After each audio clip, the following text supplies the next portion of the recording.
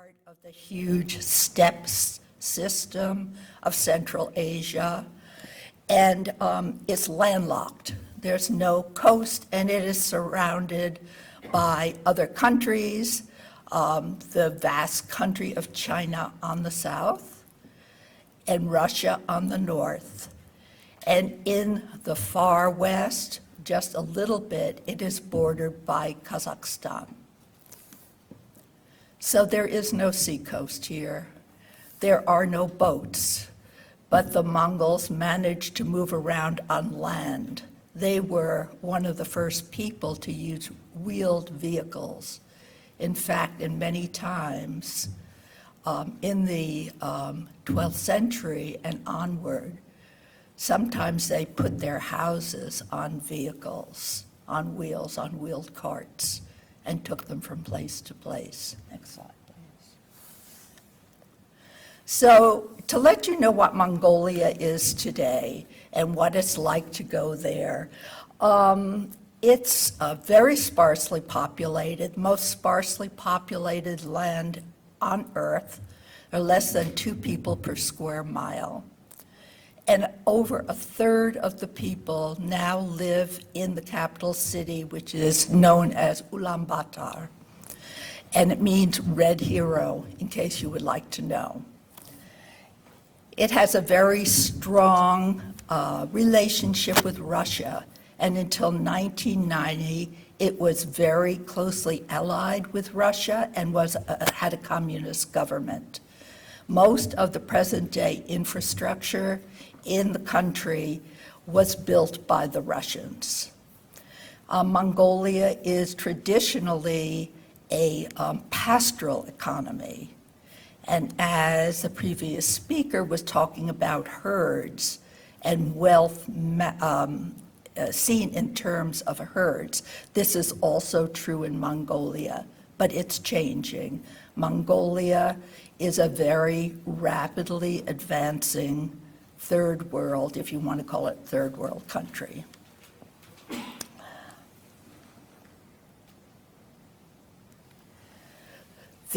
I'll show you some photographs. People in the city live in these Russian-styled apartment buildings, but more and more, many countries from outside Mongolia are coming in and building high-rise apartment buildings and condominiums. And the tourist trade is increasing very rapidly. In the country, people live in what you probably know as yurts. They are called gers in Mongolian, G-E-R-S.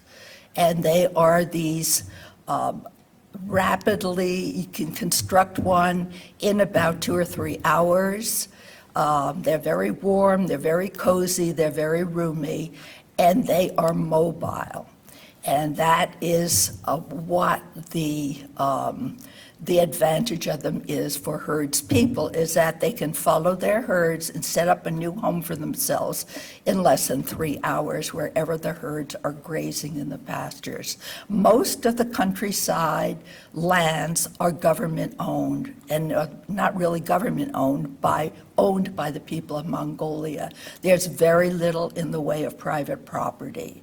And so herds can go where they wish. And when I say migratory, I don't mean migratory for many miles.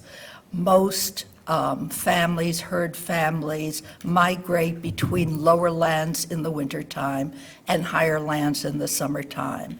And I think this studies show that they really only bring their herds within about 2 miles of a central place throughout the year. So they practice transhumance, and they're like the snowbirds that we have here. Next slide, please. So just a few slides to show you what city life is like. Most of the government buildings were built during the Russian era. To the far right, upper right, is the main square called Sukbatar Square. And this is in the background are the parliament buildings. They don't call them the parliament, they call them the Kural, K-U-R-A-L, which is a traditional name from the Genghis Khan era.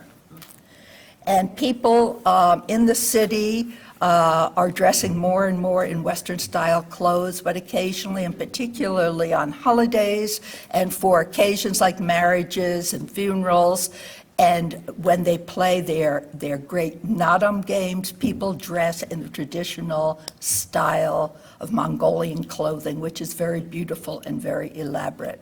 Next slide, please. This is life in the country. So upper left, we have the running water.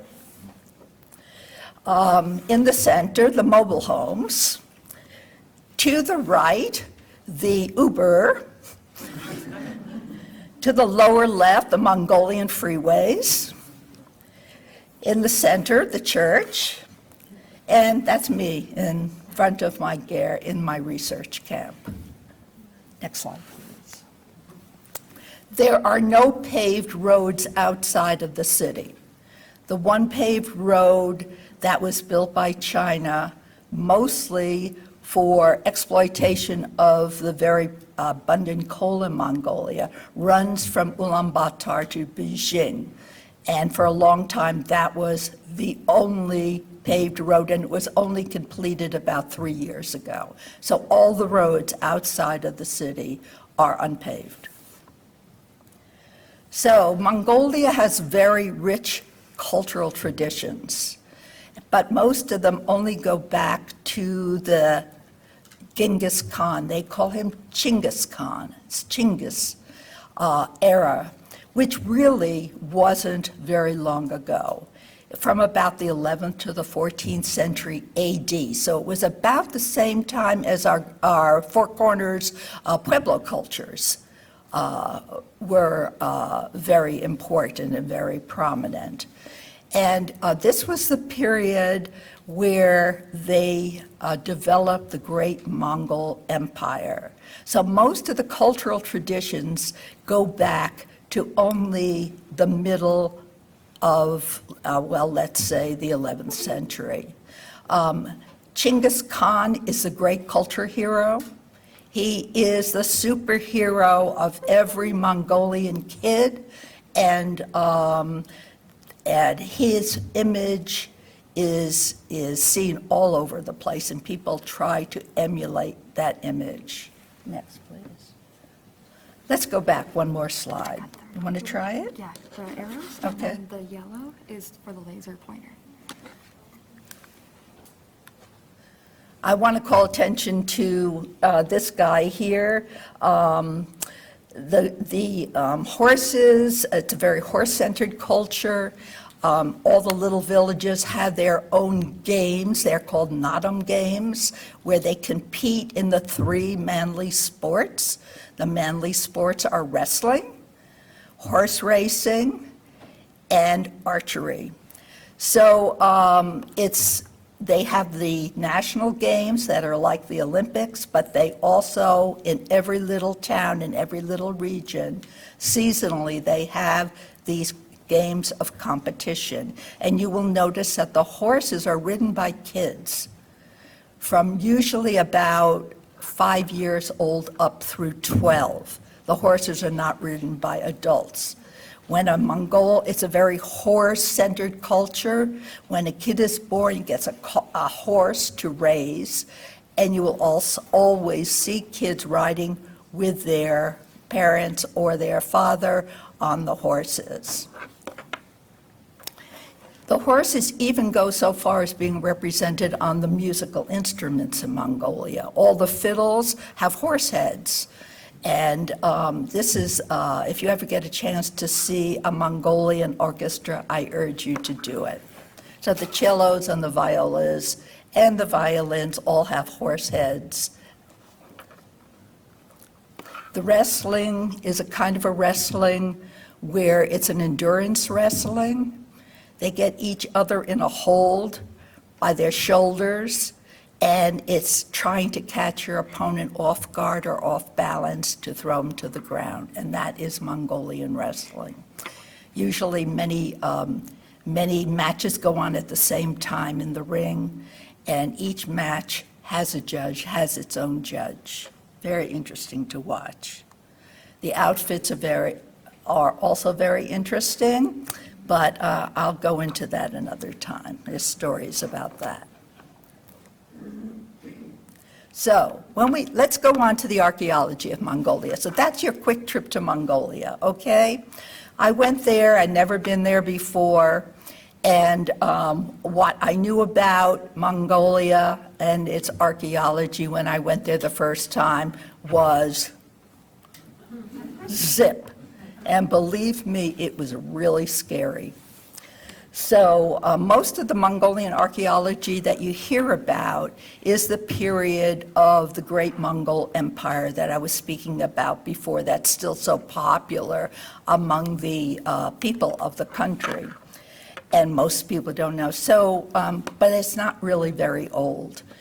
And then there are these things, I'll show you some pictures, called deer stones. So very often when you see a book about Mongolian archaeology, it will show you these monuments called deer stones. And another kind of monument is called a man stone in English. And those are Bronze Age monuments, at least we think. For now, that's what we think. And the last kind of archaeology that you see pictured in travelogues and books are ruins of Buddhist monasteries. Buddhism, Tibetan Buddhism, was the religion in Mongolia until the communist government was established, and then very systematically, all the monasteries, save one, were destroyed, and all the monks, save a very few that went into hiding, were killed.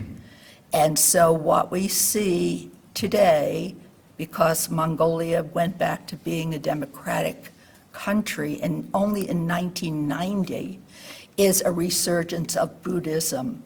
And the Buddhism itself has a lot of cultural tradition in dances and in sort of witchcraft, and it's a different shamanism, I would say. So we see a resurgence of that happening since Buddhism is no longer outlawed as it was during the communist regime.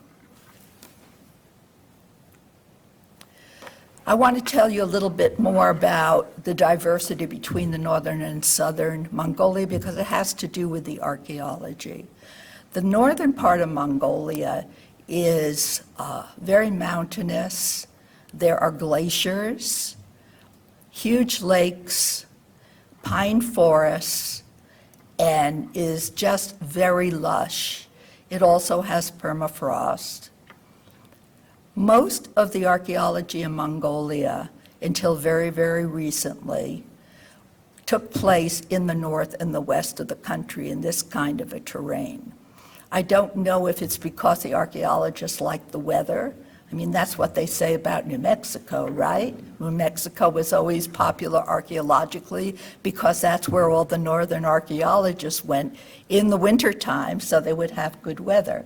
Well, maybe that's true of Mongolia, but that seems to have been the focus of most of the work, is sort of north central and central western Mongolia. The south, on the other hand, is mostly sandy, rocky, relatively barren, very few trees except along drainages, and it's a whole different kind of an environment. And here are some photos to show you this. Well, first of all, the man stone, upper left. These are very stylistic. Everyone has a certain kind of belt with stripes on it. Everyone is holding a goblet or a chalice, and there are other symbols that were obviously very stylistic at the time, and these are thought to be memorial stones for important people who had died. The deer stones, on the other hand, they're not quite sure what they are. Some of them are very tall, up to about maybe 20 or 30 foot long. They're engraved petroglyphs with these sort of fantastic kind of what they think are deer, with antlers that are many, many pronged, and they think they also maybe have been a memorial to an important chief, but they don't really know. The symbolism of the deer and the horns are very similar to Scythian sort of motifs. So they're still working on this. Neither of these occur in the southern part of the country, by the way. But they're very prominent on the landscape in the north, and of course they're very photogenic. So that's what you see in the books when you see books about the archaeology of Mongolia. Northern Mongolia, too, has this fantastic rock art suite that are engraved on rocks that have glacial striations in them. So when you see the stripes on the rocks, that's from where the glaciers were before. And if any of you are rock art buffs, if you can get to Mongolia and look at this stuff, it is amazing. They have snow leopards, chariots, and if you notice the ones I've shown you, they're archers on a camel, archers on horseback, and the bows and the arrows, and I mean, they're very, very explicit and very realistic, all kinds of animals. And they go on for miles along the foothills of these mountains where glacier-scarred stones have fallen from the mountainsides. This is more of what the South looks like, and you can see the differences. Very, very open plains, grasslands, some mountains, but very barren. On the upper right are the red sand hills from which all the very famous dinosaurs were taken from, the oviraptors and the dinosaur eggs. These were all found in this formation in the South. So the South is more noted for its paleontology than its archaeology. So this is what Icknart looks like. So I'm going to tell you about what Icknart is, what Icknart, what the archaeology is like, how I got into this Mongolian project, and but that's tells you, I'm not going to read those to you, you can read them to yourself. So it is a high plateau. So Mongolia itself is called the Mongolian Plateau, and it is at about 3,800 foot above sea level, the whole country is. So Icknart itself is like a raised plateau on that plateau. So it's higher than all the surrounding lands. And on top of that, these rock outcrops that sort of remind me of the Wonderland of Rocks up here at Joshua Tree, and provide homes for endangered species, rise quite a bit above that. So when you come across the plains leading to Icknart, you can see it in the distance as sort of an island that's lifted higher than the rest of the surrounding lands. So Icknart was founded to protect endangered species. And the endangered species are part of my story of how I got there. Most of all, the Argali sheep. The Argali is a close relative of our own bighorn sheep. They were highly endangered, but there was a large population at Icknart. So in 1996, Icknart was set aside as a protected area by the Mongolian government. There are 47 protected areas, and some are protected because of the lakes, some because they're sacred sites, and mountains are sacred in Mongolia. Some were set aside for national parks, for recreation, and some were set aside to protect endangered species, and that is the case for Icknart. So their species at that time was the argali and was the ibex there in the lower left, and the largest vulture in the world called a cinereous vulture, the black vulture, that has a 12-foot wingspan. And these animals are quite prominent on the landscape there, and tourists come to see them. So they have a little bit of a biotourism going on at Icknart. And since they've been studying it, of course, they found many, many, many more species that have been studied by mostly Mongolian graduate students, including, I think, 3 different kinds of hedgehogs. And that's another story. I'll tell you about the hedgehogs another time. But because these, particularly argali, were endangered, the Mongolian biologists, wildlife biologists, met biologists from Anza-Borrego State Park at a conference. And they were both interested in managing these kinds of sheep. So they started a relationship where the people from Anza-Borrego, the wildlife biologists, particularly Mark Jorgensen, if anybody knows him, went to Mongolia to suggest methods of management to the Mongolian wildlife biologists. So, as I said before, the environments are very similar. And while they were there, the biologists from Anza-Borrego started to notice that there were these stone mounds all over the place at Icknart. And I will never forget Mark Jorgensen coming to me. I was an archaeologist at Anza-Borrego from 2001 to 2011, and saying to me, "What do you think these are?" He was always bringing me pictures of things, piles of stone, to say, "What do you think these are?" And I said, "I don't know, they look like mounds of stone to me." He says, "Well, we've been asking around in Mongolia and nobody knows what they are." Then the next visit from Mark said, "How would you like to go to Mongolia?" So being the adventurer I am, and being not scared of saying, "I don't know," I said, "Sure, absolutely." So the next year, we started a team that started a project in Mongolia.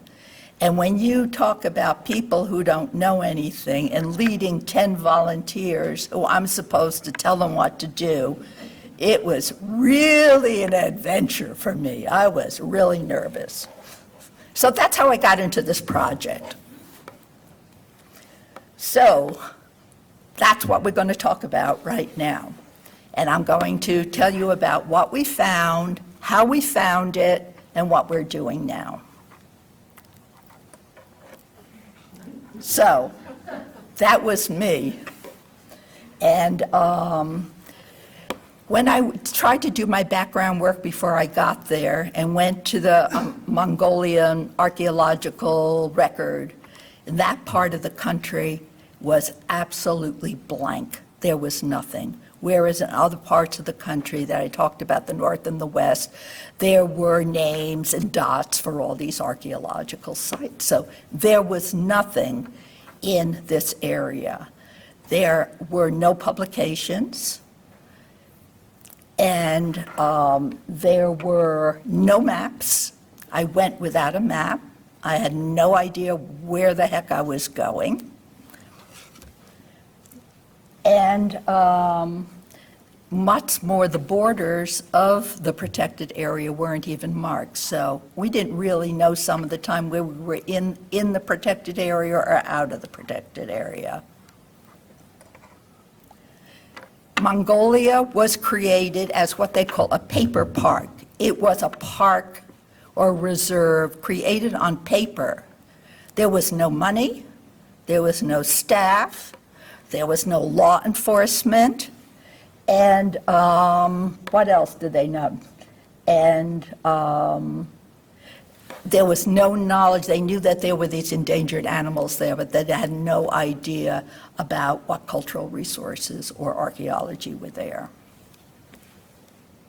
So here I am with these 10 people, and it's not only me. Nobody does archaeology in Mongolia without working with a Mongolian archaeologist.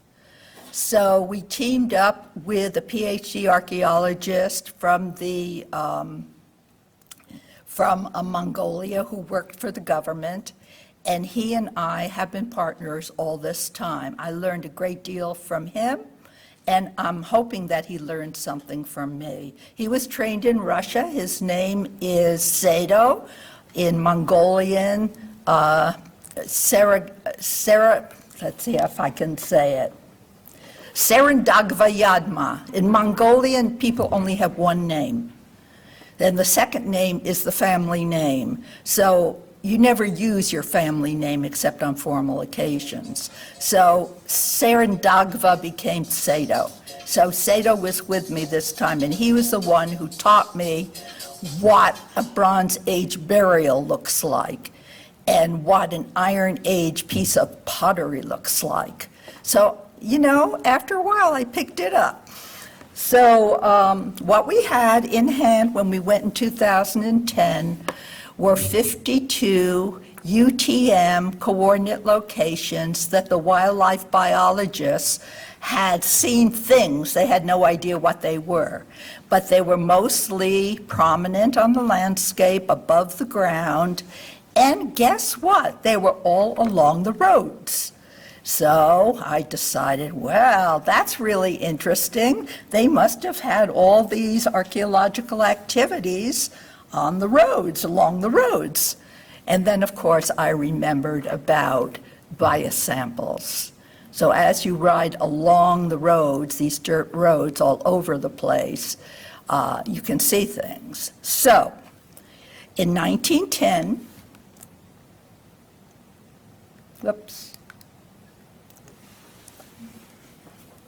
we took this list of 52 points and we started near camp, and we started to go to these coordinates, and we started to record these things. And I started to learn.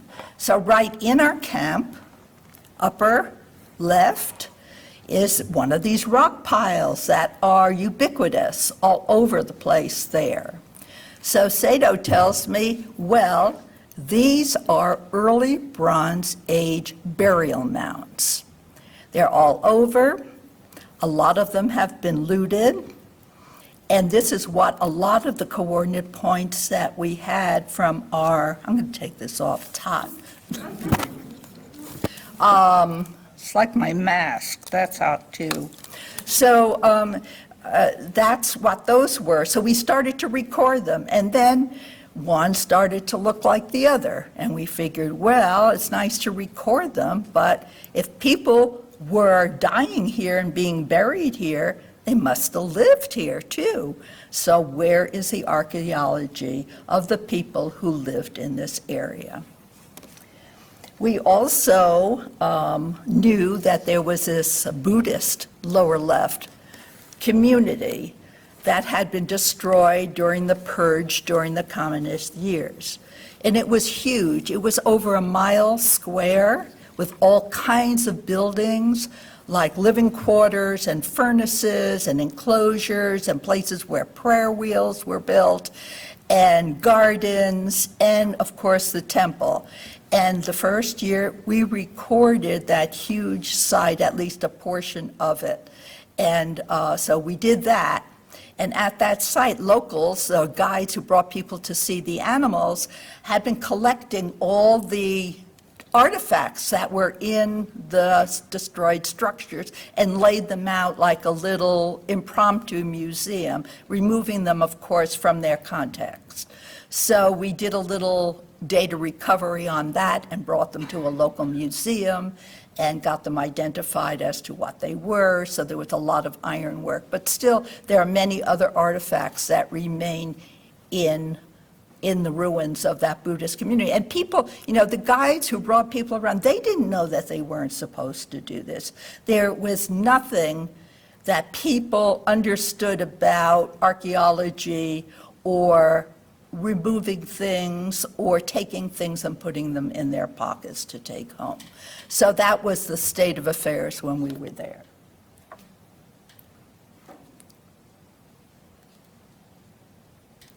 So what we did was we got about 15 of these sites that were very redundant, recorded, and then Sato and I decided, let's go look at some other places that are not near the roads.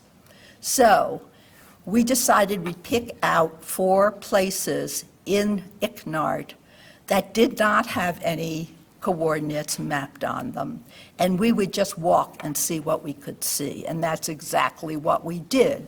Just judgmentally walked across the landscape, and every one of those transects that we studied had archaeological sites on them. Only there were archaeological sites that hadn't been noted before.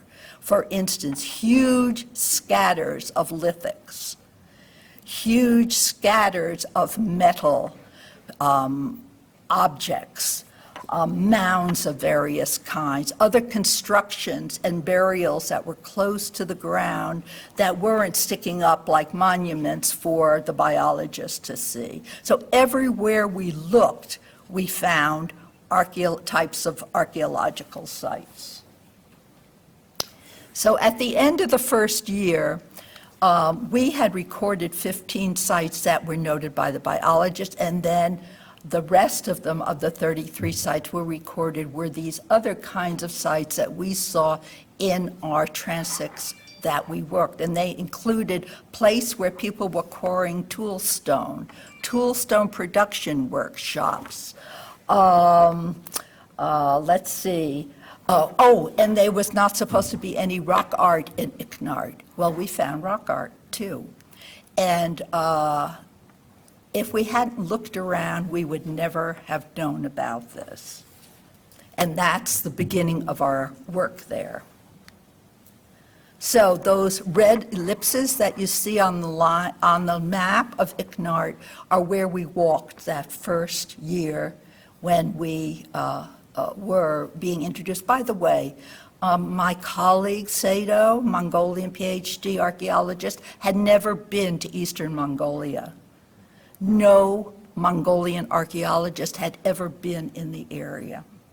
So it was new to the Mongolians as well as to us. He knew nothing about the specific archaeology of that area. In fact, I remember him getting very excited because some of the burial monuments that we found are things that are known as, they call them ant burials or shargal bouche, and they're like an hourglass-shaped burial where they're sort of look like an hourglass, and they're constructed of stones with walls around them. And he had never, well, he had seen them, but he said they were exceptionally rare, and they were all over the place at Icknart. I'll come back to this map several times and tell you what the yellow squares are. So after our sort of judgmental survey, we decided, how can we attack this? We can't survey all of Icknart. They wanted to know how many sites and what kind of sites were at Icknart. And there was no way we could do this. So I created a random sample. There was a grid. I put a grid over the reserve, and then from a random number table, selected blocks to survey. And this is how we conducted the rest of our survey work there, and that is where we were able to answer some of the questions that the government wanted to know in Mongolia.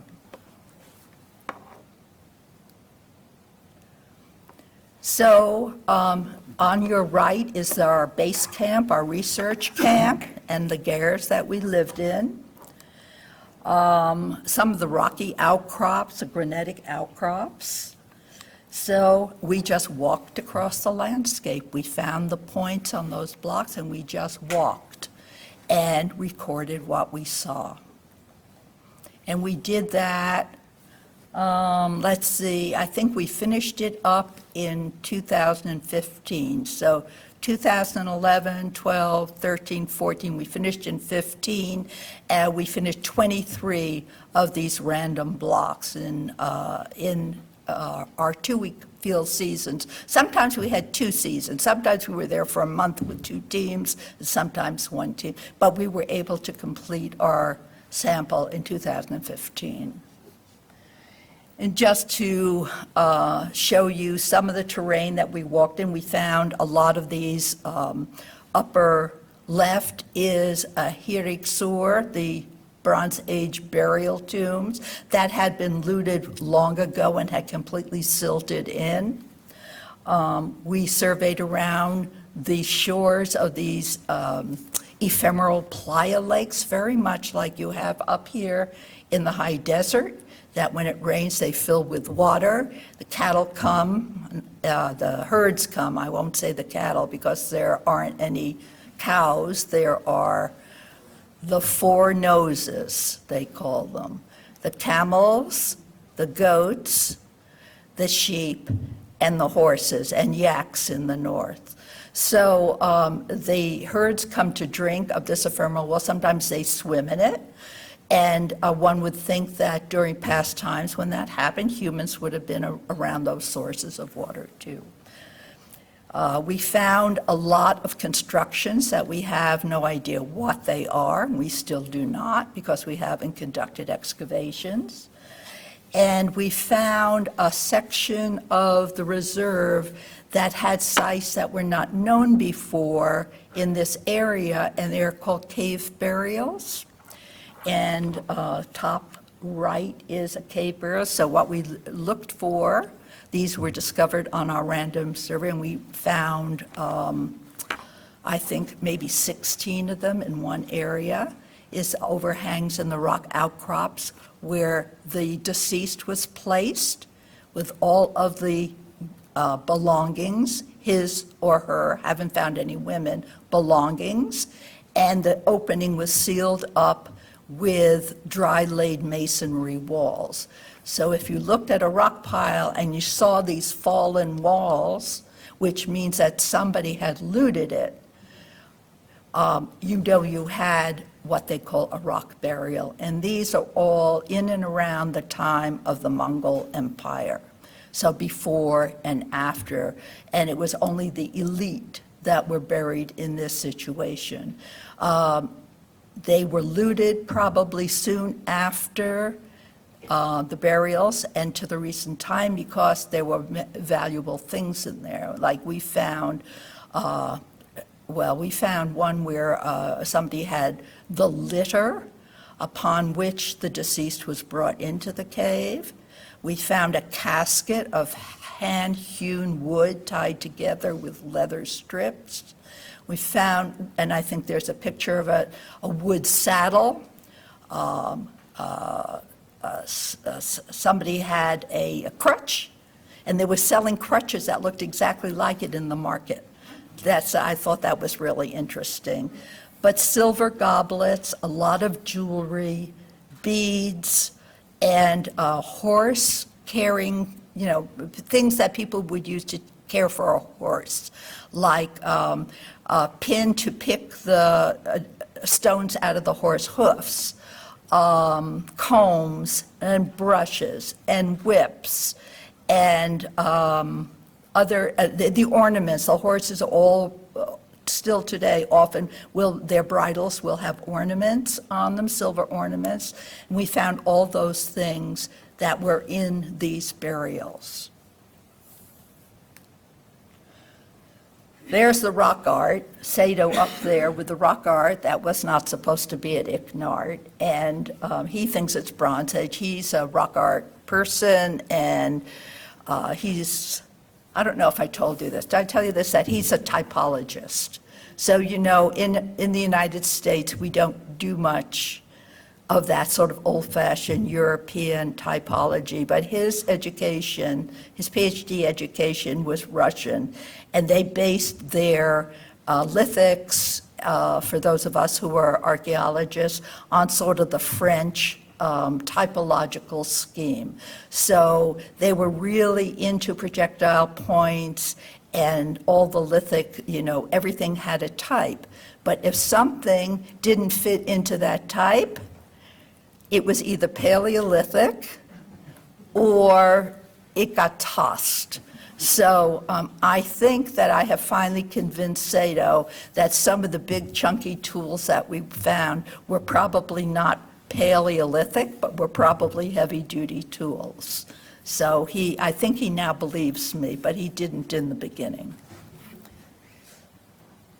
So what is very significant for those of you who are archaeologists and know about lithic technology is Neolithic and Bronze Age Mongolians, I guess they were Mongolians, were very into the microblade technology. So throughout the park, we found these absolutely exquisite cores from which long blades were removed, long thin blades were removed, that they made tools out of, complex tools, set into arrow points, set into saws, into all kinds of tools. The stone was not plentiful. Most of it was, that we found so far, have been in underground seams that were dug up. And they were jaspers and chalcedonies and agates. And they were so beautiful, you can make jewelry out of them. They were exquisite. The workmanship in it were just exquisite. And this is characteristic of the Neolithic period there. Or so we think, we're not sure. We found triangular arrow points of the Mongol Empire. And these are the whistling arrow points that the Mongol warriors used. And people say that they scared people with them. It's not that they used them to kill people, but they would send these whistling arrowheads into a settlement, and the people would throw up their hands and say, "Oh my God, the Mongol horde is here." And they would just run out of their settlements and give themselves up because they were so terrified, because they had such a reputation for warfare. So we found several of those. And a lot of stone constructions, as I said, of which we still don't know what they are. And these huge scatters of Neolithic tools and milling stones. So just to give you an idea, here is a huge collection from our work that's at the Mongolian Academy of Sciences. Pottery of all periods, from Neolithic on through modern Chinese pottery.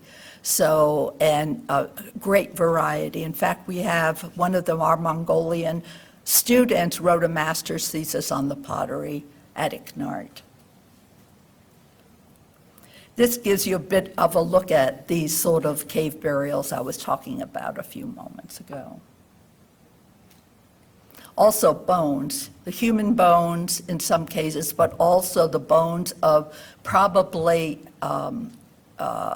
animals that were given in honor, like eagles or argali, horns and skulls. There are more of them. In fact, there's such a concentration of these kinds of sites that we feel that they should have a cultural preserve in this area, because they're all, not all, but most of them are in one particular area.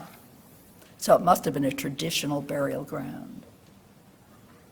Just some more pretty pictures of some of the sites that we recorded. Whoops.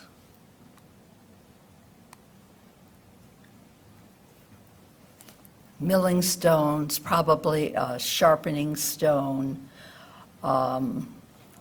and some more of those beautiful, beautiful microblade cores and scrapers, also of those same fabulous materials.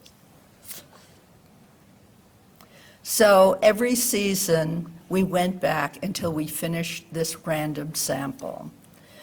And within the 23 random blocks, we recorded 44 sites. But because, and I won't go into a lesson in statistics here for lay people, but because it was a random sample, we were able to use our data from just those blocks to extrapolate, to project what there would be in the entire reserve.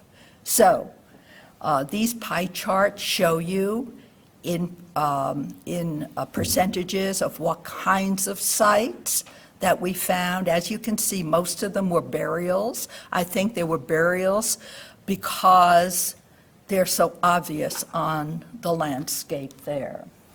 The second most abundant sites that we found were the scatters of Neolithic residential tools and waste and scrap and milling stones, and so on and so forth.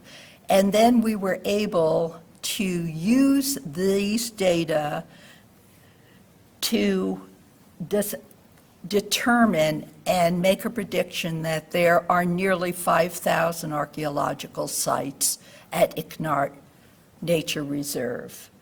And up until the present day, we have recorded 156 of those 5,000 sites. So there's still lots of work to do.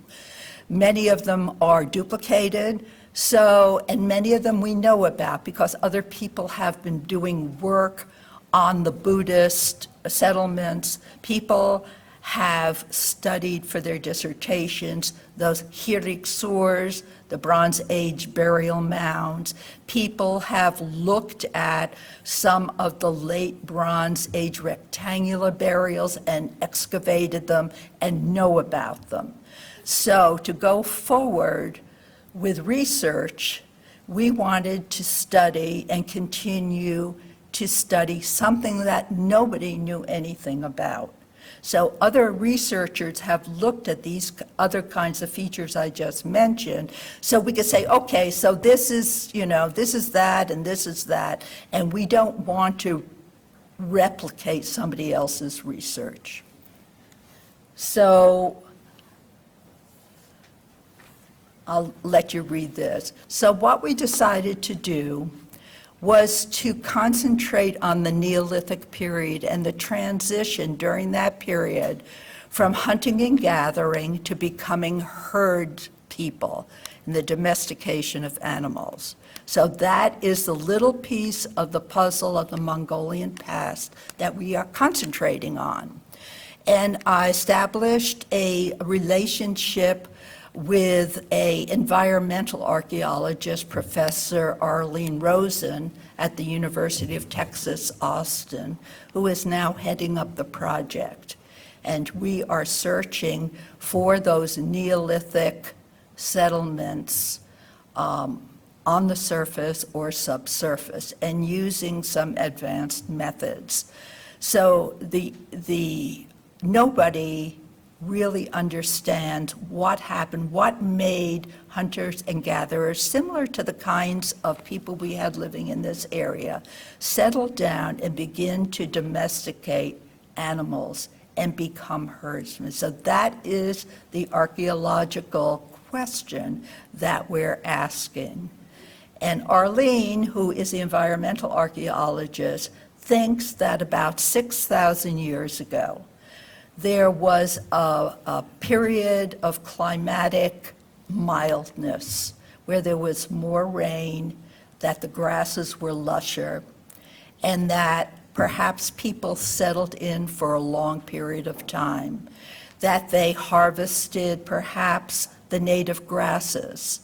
And that's why they were able to stay in one place, and perhaps instead of going out hunting for their animals, would capture the animals and domesticate them and encourage their reproduction. So that is what our research question is now, and that is what we were studying through excavation and targeted survey and GIS modeling.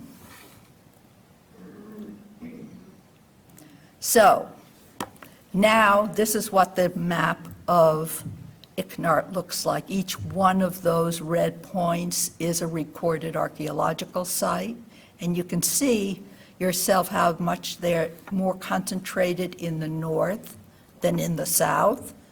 And this is something that our random samples showed too. And we even tested that sample by going back and surveying extra blocks in the south. And it supported our observation that the northern part in the granitic geological landscape was much richer in archaeological sites than the south. So we know that. Let's see. We also are now politically cool, let's say, with which we weren't at the beginning, of being able to communicate with the governments of two, they call them SUMs, they're like our counties. So at the beginning, we were told we were not to go into the southern SUM because supposedly they were selling poachers tickets to be able to kill the bighorn sheep. And now there's a new government, and so now then we were able to go into the south. But now the two SUMs are working together. The reserve, because I would think mostly because of the cultural resources that we have found that is so rich in cultural resources, they have expanded the boundaries. And so actually Icknart is now larger than it was before, but we have not done any exploration into that expanded portion. There are a number of publications that we have about the park, and not those publications, are not only in English, because the Mongolians now know about Icknart too and are very, very interested, and the Mongolian archaeologists are very interested. In fact, they're visiting Icknart in times when we are not there to do archaeological recording and start research projects.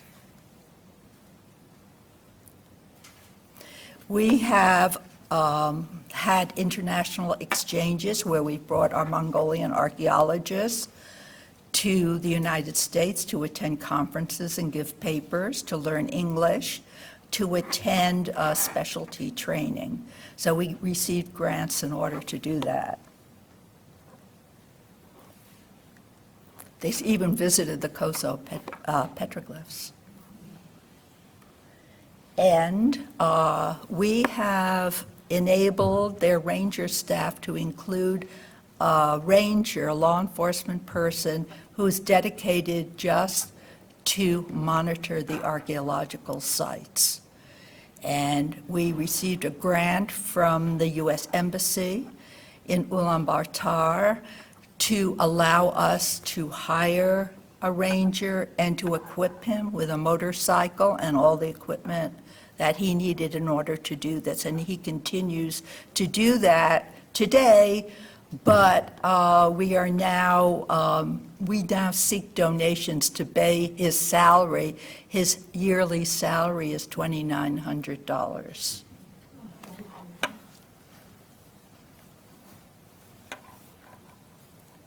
So I won't go into all this. We started a program in the schools so that the kids know about Icknart and its rich cultural resources. And I won't bore you with this. This is part of what we were trying to do, is make the locals aware of what they had there and that it would be of economic benefit for them to protect it, to save it, to institute a program of cultural tourism. Because they have from people who come to visit the park, there's no entrance fee or anything. And the SUMs are without money to provide these things. So if they can do cultural tourism and have guides and charge people for taking them around to see typical archaeological sites that we have provided them a list of that are redundant so people can see those. and to teach them the rules of behaving on an archaeological site and learning it themselves, that perhaps this will be of economic benefit to the herder families who live in the reserve and the families that live in the nearby village. Oops, wrong thing. How do I get out of it? Right, I think I got it. Okay, thank you. So this is what we're doing now. This is part of our excavations that we've started.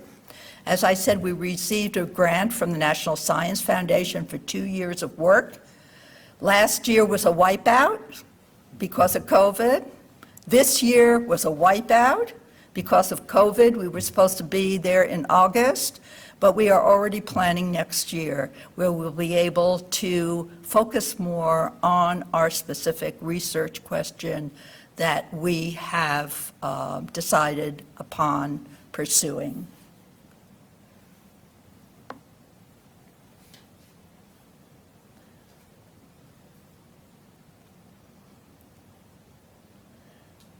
This is one of our teams. We have a lot of volunteers, and every year we have new people, and we have a lot of people that return every year on a volunteer basis.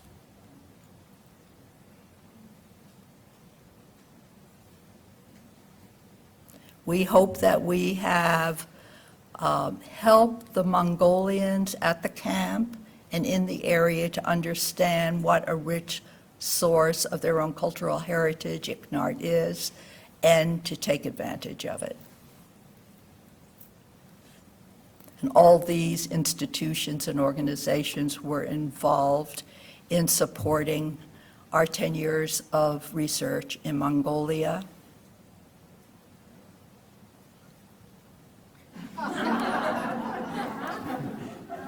Thank you very much.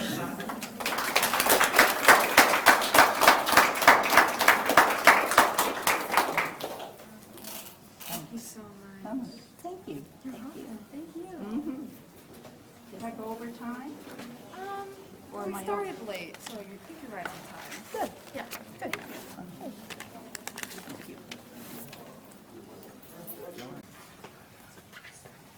Well, it's officially afternoon, so good afternoon, everybody.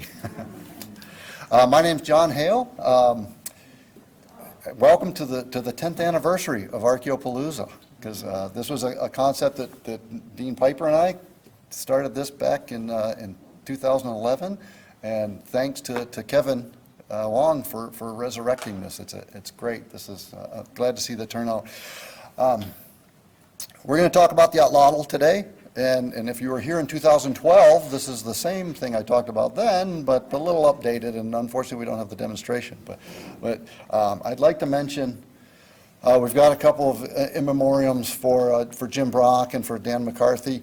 And I'd like to mention Dr. Mark Giambastiani, who we lost last summer, in the summer of 2020. Mark was one of the original presenters at the 2011 Archaeopalooza.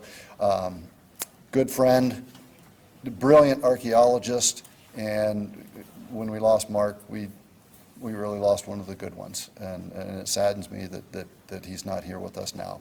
On that somber note, I'll carry on. So, what is an Atlatl? So let's talk about a little bit. As humans, as animals, we are not that impressive. We are not that strong relative to other animals. We don't have sharp teeth. We don't have sharp claws. We can't run very fast. We can't climb very well. We are pretty vulnerable in the natural world. But other than our big brains and our analytical thinking and our opposable thumbs, we do have one ability that is unique in the animal kingdom, and that is the ability to throw. We can throw with great accuracy and with great speed and with great force. To put that kind of in perspective, our next closest ancestor, the chimpanzee, in addition to not being very accurate in throwing, can only throw at about 20 miles an hour. That's about the max speed for an adult chimpanzee to throw anything. By contrast, an American child, or a human child about 12 years old in Little League can pitch a 90-foot pitch into the strike zone at about 3 times that speed, about 60 miles an hour for a 12-year-old child. And obviously with an adult pitching with great accuracy within that strike zone can pitch upwards of 90 miles an hour. So that ability is one of the things that has allowed humans to prosper across the face of the earth. The Atlatl takes advantage of that ability, and that it's essentially just a matter of biology. We can rotate our upper arms the way other animals can't. The tendons and muscles act as a slingshot to give that force that allows us to propel those projectiles with accuracy and with force. The Atlatl essentially builds on that ability, extends the arm of the individual to add essentially another length to their arm, to give that additional length to increase that force. It's known across the world. It's been found on every continent except for Antarctica, which, since there were no people, there was no Atlatls.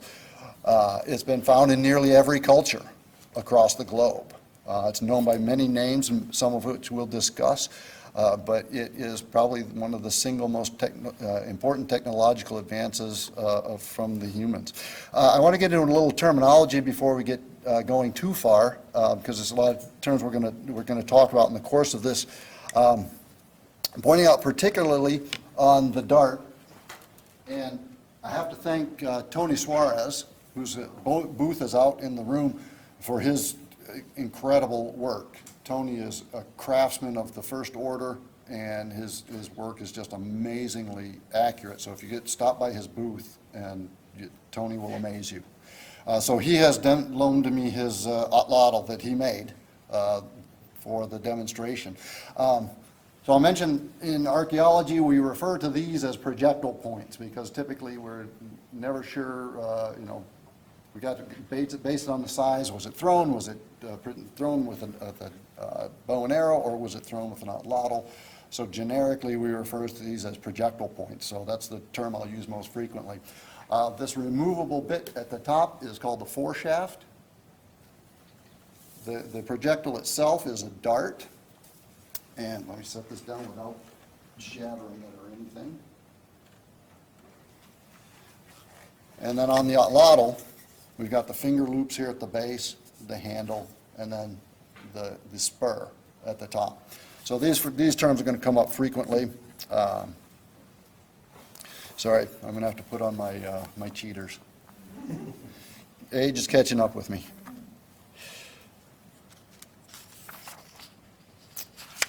Okay, so how is this employed? The standard grip, there's a couple of them, depending on where the Atlatl takes place, there's a couple of different grips. One of the most common is using the finger loops. And the individual hold the dart by the finger loops and hold the Atlatl by the finger loop. Balance the dart, there's the spur on the tip. The dart is notched at the rear end. It fits into the spur, and then it's balanced for a throw. And it's an overhand motion of throwing. So it's essentially making your arm a giant lever to propel that spear. That's what gives it the force and the speed. There's an alternate method, which is a hammer grip on other Atlatls, which don't have the finger loops, and they hold it essentially like a bat or something, and it's the same overhand motion.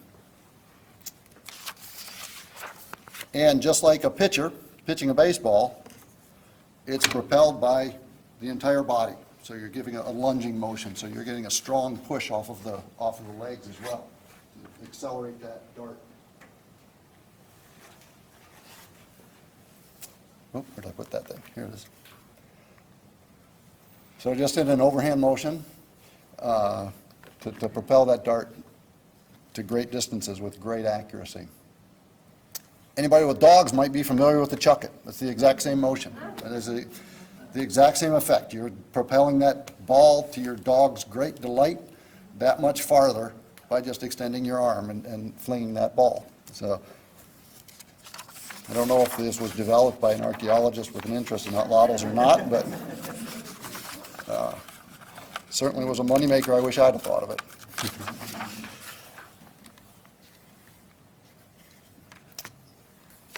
So this is some examples, archaeological examples of this foreshaft, this removable foreshaft. And one of the advantages of this, the length of the dart gives it its stability in flight, gives it the weight it needs to propel it, gives it the penetration it needs, the force it needs, but it's awkward to carry this long shaft everywhere you go. So typical, the hunters would typically carry one, maybe two darts with them. But they could carry a string bag or a skin bag and carry as many foreshafts as they reasonably wanted to carry. So during a hunt, if they were to miss the animal on the first shot, hit a rock, break their tip, they could easily pull another foreshaft and point out of their bag, put it back in, pick up the dart, put it back in, and go on.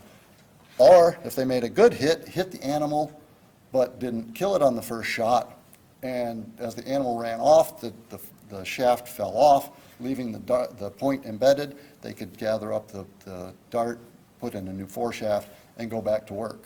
Go back after that animal to finish it off. In addition, once the animal was killed, finally, the foreshaft makes a handy knife. So you've got some additional advantages to that. These are some archaeological examples of foreshafts recovered in an archaeological context. On the left, White Dog Cave there in Arizona, about 2,000 years old, recovered by Alfred Kidder, famous for the Pecos conference, the Pecos sequence. Hidden Cave in Nevada by Mark Harrington from the Los Angeles Museum. And that one is a little bit old, about 4,000 to 2,000 years old. And then on the right, Robert Heiser of the University of California at Berkeley excavated a Humboldt Cave, pulled out the 2,000-year-old foreshafts on the right side. So these are all of fairly recent vintage.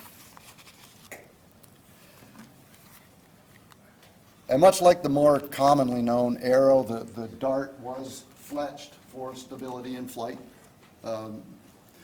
Depending on the culture, it could be fletched in different ways, either 2 fletches or 3, just depended on that culture's preference. And it serves the exact same purpose as the fletching on an arrow or the fins on a rocket, stability in flight for straight flight and accurate flight. So I want to be very careful with Tony's work. Okay. And like most items of cultural significance, they were frequently decorated, and Tony has decorated this atlatl. The shafts also would have been decorated similarly. Harrington pulled out darts out of Gypsum Cave in his excavations in 1933 in Nevada, and the darts had been buried, and so the paint had been preserved, and they were beautifully decorated in red, green, and blue pigments.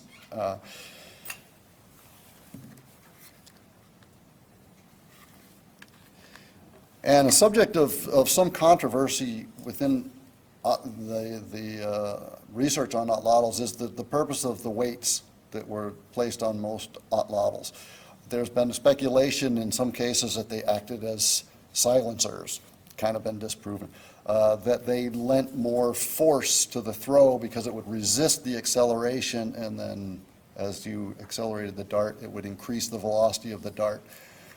The most likely explanation actually is a little more practical than that, is that as the hunter holds the atlatl in the ready position, ready to throw, the weights balance the length of the dart off the front of the atlatl. So kind of the most practical is that it just allows the hunter to hold that in a more balance without it tipping forward. There's a great variety, which I'm going to talk about a little bit more in the what are called banner stones, but weights. The weights. We'll get into that in a little bit more.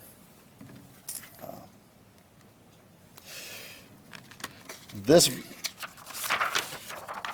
particular type of banner stone, the typical particular type of Atlatl weight is known as a banner stone. These are only recovered in the eastern United States, and they got extremely elaborate forms.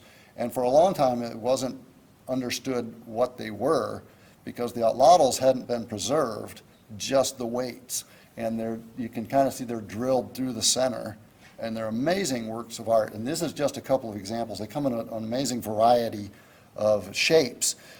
Some people speculate that the shapes might represent clans, for example, or might represent certain groups, but they are found in about 8,000 to about 3,000 years ago in the eastern U.S., and it wasn't until, well, not recent anymore, but they were discovered in a context with the Atlatl had been preserved as a mold. The banner stone was in line with the Atlatl shaft, and so that lower picture is a reproduction of what that may have looked like and how it may have been mounted.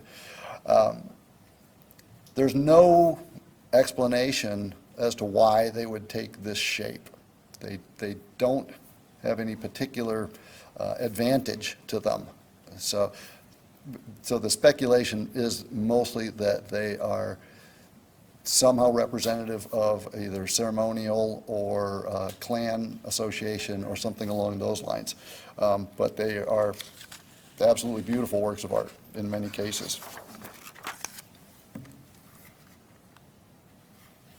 So how long has the Atlatl been around? The earliest recorded ones came from the Solutrean period in southern France, northern Spain, so 22,000 to 17,000 years ago. So the Atlatl has been around for a very, very long time. And in this case, it was the Combisonnière site in Dordogne. And in this case, all they found was the spur. And in some cases, the Atlatl will have the spur lashed on rather than, as in Tony's example, has been built right into the Atlatl. In this case, it's a reindeer antler that's been carved and put into place. The rest of the Atlatl did not survive. The same is in the case with the Magdalenian spurs on the lower, which immediately followed the Solutrean period, so about 17,000 to 12,000 years old for the bison and the hyena, also recovered in Dordogne.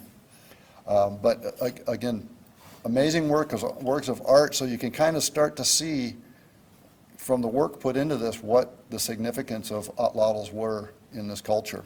So they're putting a lot of effort and a lot of time into these. In another area, in the more Magdalenian period, so again, back to the 17 to 12,000 year old period, and Joan mentioned in her presentation the ibex in Mongolia. The Atlatl on the right is a beautiful example of an ibex carved. You can see the horns, and if you remember from Joan's presentation, those large sweeping horns of the ibex.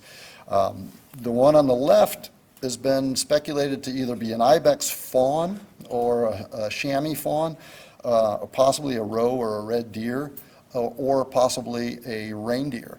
And it appears to be giving birth to the hook. And so the reindeer was probably the most commonly eaten animal during the Magdalenian period. And so it's reindeer females also dropped their antlers about the time that they gave birth. So the leading speculation is that it's actually a female reindeer giving birth at that point, or it's a fawn that didn't have horns at all. So in the New World, in North America, what's the antiquity of the Atlatl? So in 1908, a rancher in New Mexico by the name of George McJunkin was out riding and riding fences after a huge flood event which had washed out a lot of arroyos. And he was kind of a self-educated man, very intelligent. He noticed bones eroding out of one of the banks. And being a rancher, he recognized them as not cattle, not current surviving bison, but of an extinct species of Paleolithic, Pleistocene bison.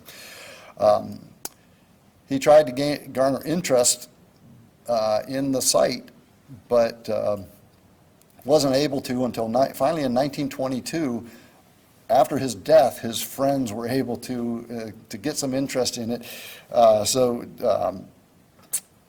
Jesse Figgins from Colorado came down to excavate the site and immediately recognized that in association with these bison bones was this very distinctive projectile point. And you can see in the upper left-hand corner a period photo of the point within in association with those bison bones. Yes, ma'am? How do you know that's a Aldao dart point and not a thrusting spear, a dispatching spear? That's a very good point. That's a very good point. I'll actually address that, mainly by the size and the weight, because for a thrusting spear, you need something larger to make a decent wound. The Atlatl point is sized specifically to work with the dart. So it's basically a matter of size. But I'm going to talk a little bit more about that in a minute. But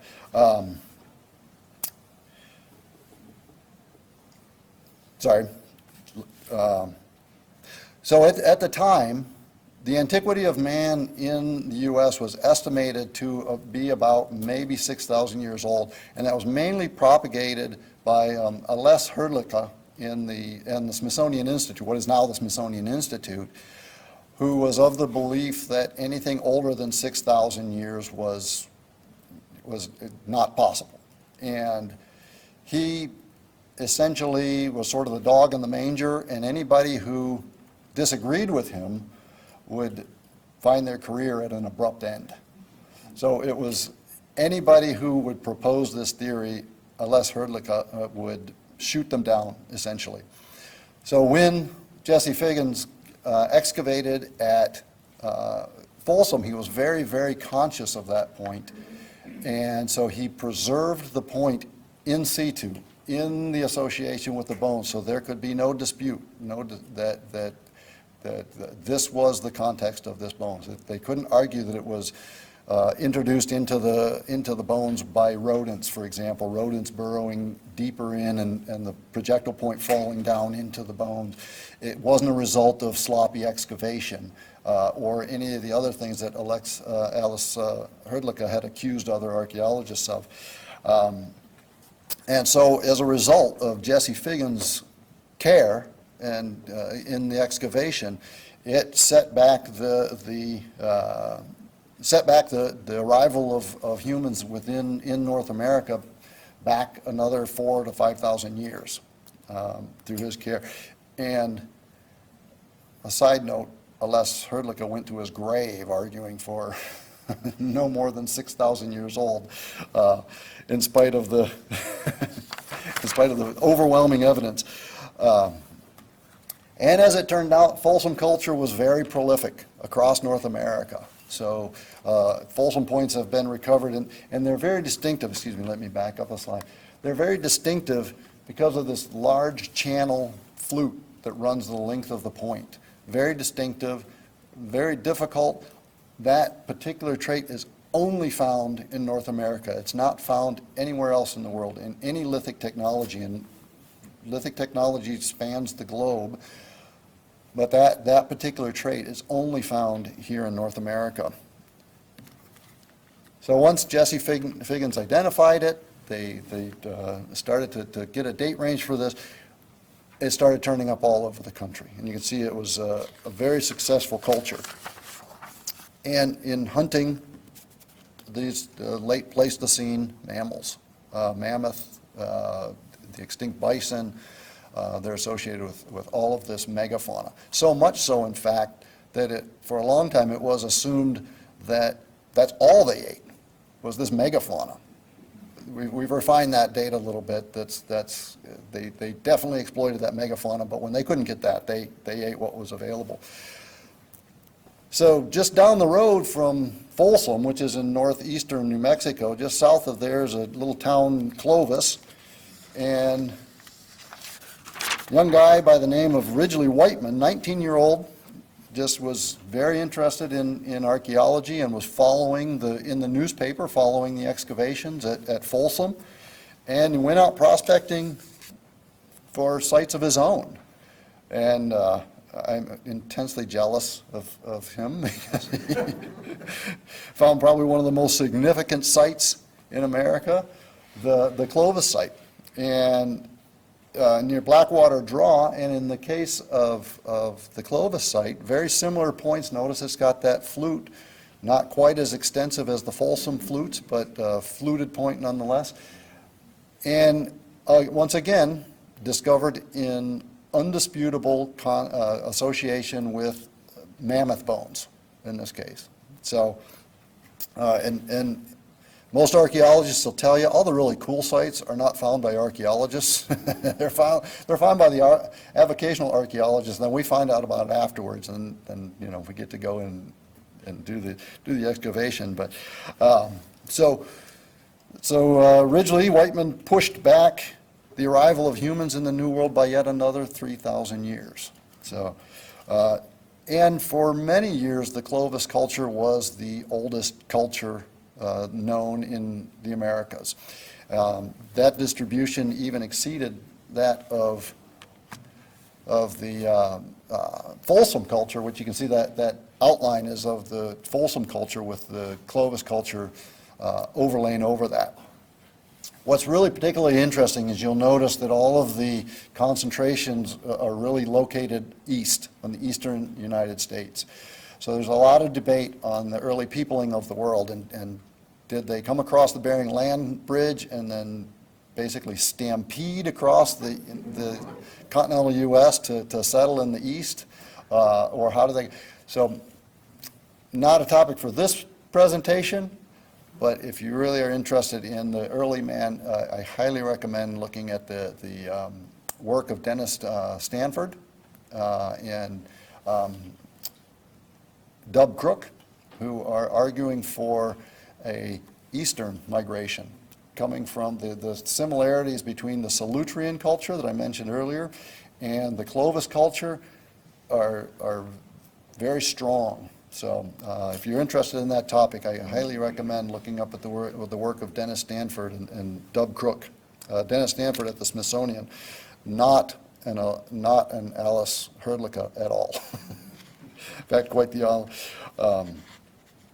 and back to your question, actually, there's a lot of speculation whether both Clovis and Folsom are whether they're thrusting weapons or whether they are atlatl points. Not 100% settled. The prevailing wisdom is based on the size, based on the weight, that they are most likely atlatl points. But if you look ethnographically at every, worldwide, every toolkit has a thrusting spear, dispatching spear, because the stone is notorious for not killing them.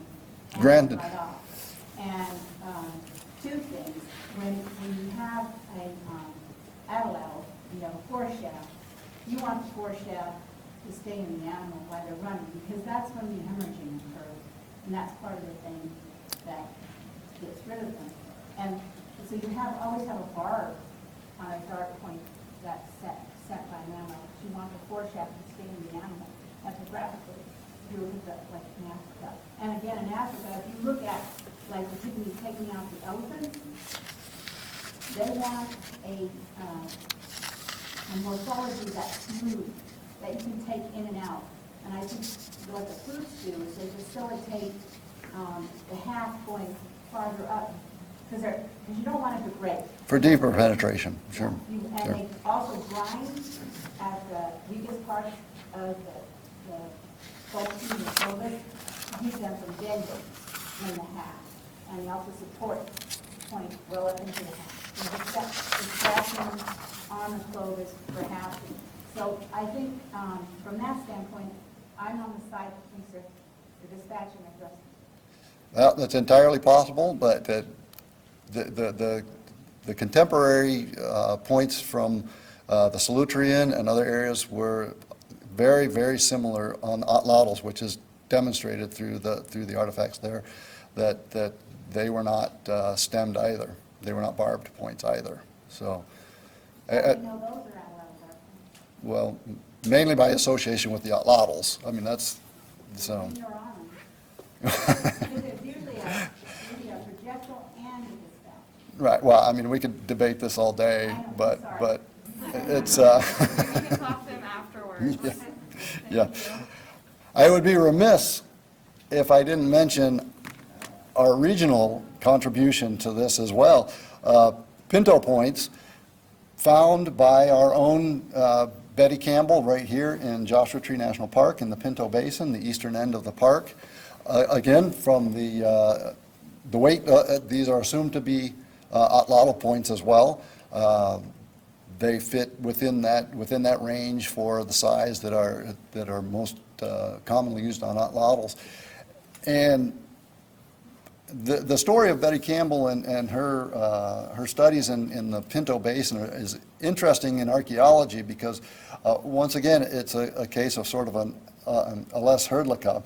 In the case of Malcolm Rogers out of the San Diego Museum of Man, debated with Betty Campbell over the age of the Pinto sites. Betty Campbell arguing for an older age and Malcolm Rogers arguing for a younger age. The difference in their approaches was, though, that Betty Campbell was bringing in geologists and other specialists, and it took a more multidisciplinary approach to her estimation of the age. And as it turned out, her estimation was correct. Despite Malcolm Rogers as a formally trained archaeologist, Betty Campbell being essentially a avocational archaeologist, her approach proved to be a little more accurate ultimately. So the Pinto culture, again, making a great contribution to our understanding of the peopling of the West as well. The distribution all across the Great Basin of the Pinto Points. And as we've kind of been discussing here, up through the Pinto period as well, we have no examples of hafted points. So we don't know how they were hafted or what they were hafted on, whether it be thrusting spears, whether it be atlatl darts, all the way up through this period. So our use is inferred from the shape and the weights. But fortunately, we did start to find some examples, later periods, but during the Holocene, so starting around 12,000 years ago or so, it started to warm up after the late Pleistocene. As the desert started drying out, we got better preservation, and so the later sites, we start to see some preservation of the atlatls and the darts as well. These are one from Mark Harrington recovered the Lovelock site, and you can see in here at the right side, the spur actually wasn't recovered, but that gap in the end was where a bone or other material or antler spur would have been mounted to lock that dart in. And it's also grooved, presumably to balance the dart as you're in the ready position, to help stabilize the dart before throwing. Once again, you can see on the lower example, the atlatl weights included, and slightly different finger loops for that group. The top one, the top example from Lovelock actually didn't have any finger loops, so that's a slight variation. It would have been the same grip, but just holding that tightly between the fingers rather than through the loops to hang on to that.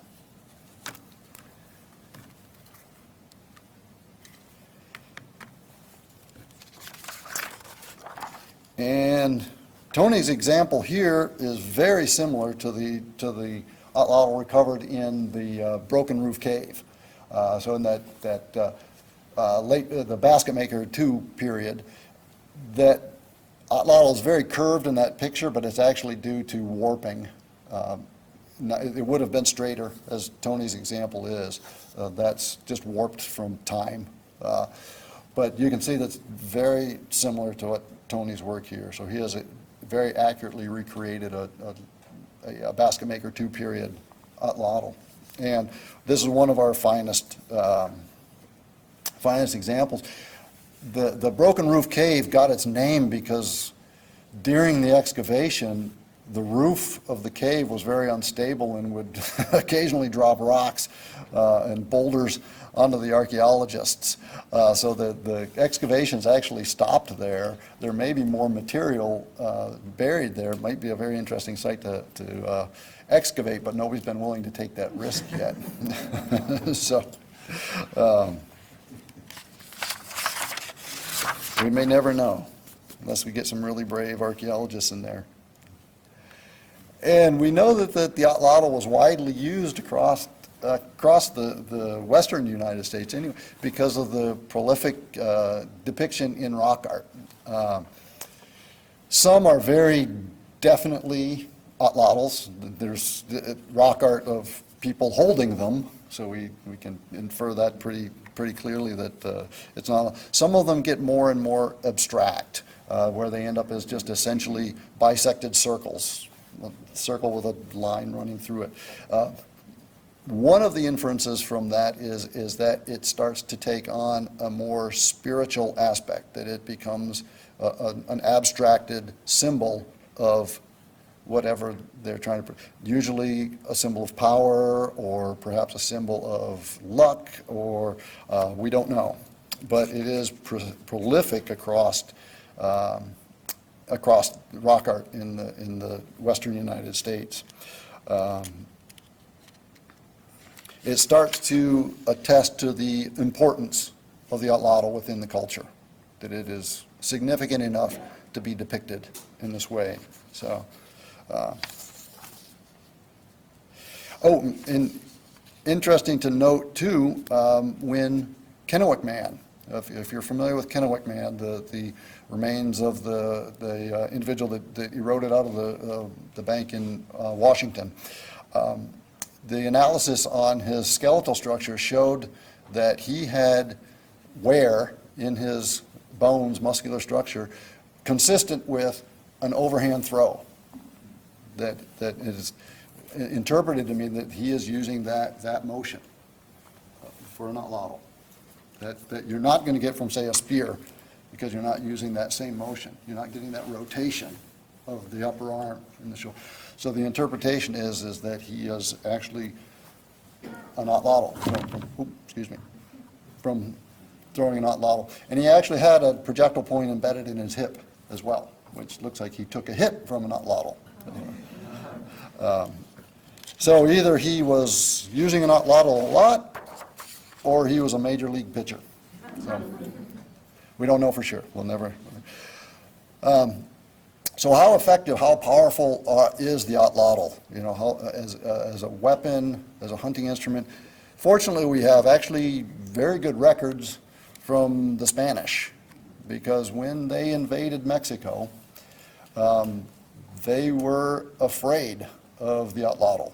The atlatl was a very potent weapon in the hands of the Mayans, the Aztecs, the other cultures that they encountered as they moved across Mexico. In the codexes that they didn't burn, we actually have a lot of evidence too suggesting how significant the atlatl is within the cultures. You can see in the far left the Aztec Warrior King 8 deer, and you can see in his hand behind him he's holding an atlatl, and as a symbol of power, and he's holding a vanquished enemy by the hair. In the bottom right there, the Mexica warrior, you can see he's holding the Atlatl in his backhand with a dart loaded and then a spare dart in his other hand. And then Huitzilopochtli in the upper right is the Aztec war god, and he's depicted as holding an Atlatl in his hand. So, and the Spanish recorded in great detail a lot of times the devastation that a barrage of Atlatl darts could cause. It couldn't pierce the plate armor that some of the richer conquistadors could afford, but it could pierce chainmail and it could pierce leather armor. And there's recorded cases of the Atlatl darts passing entirely through the body of some of the conquistadors. So there's a lot of power behind the dart of an Atlatl. And with a skilled warrior, the accuracy is amazing. So we know that this was a very, very formidable weapon from the Spanish accounts. I think I have another example of some. Here we have an Aztec warrior, and he's dressed as death in this case, and he has sacrificed a captive using an Atlatl. And you can see the Atlatl dart in the body of the captive, and in the warrior's hand over his shoulder, he's holding the Atlatl. And in the museum of the British Museum is a beautiful example of an Atlatl, and this is an example of one of those Atlatls that was used with a hammer grip. So it doesn't have the finger loops. This is the base where it would have been gripped. And this was likely sent back to Spain by Cortez in a cache of loot, essentially, that he sent back to the King of Spain. And you can see the snake that might be Huitzilopochtli or Mixcoatl, who was a hunter god from the north. Not sure on the interpretation of that.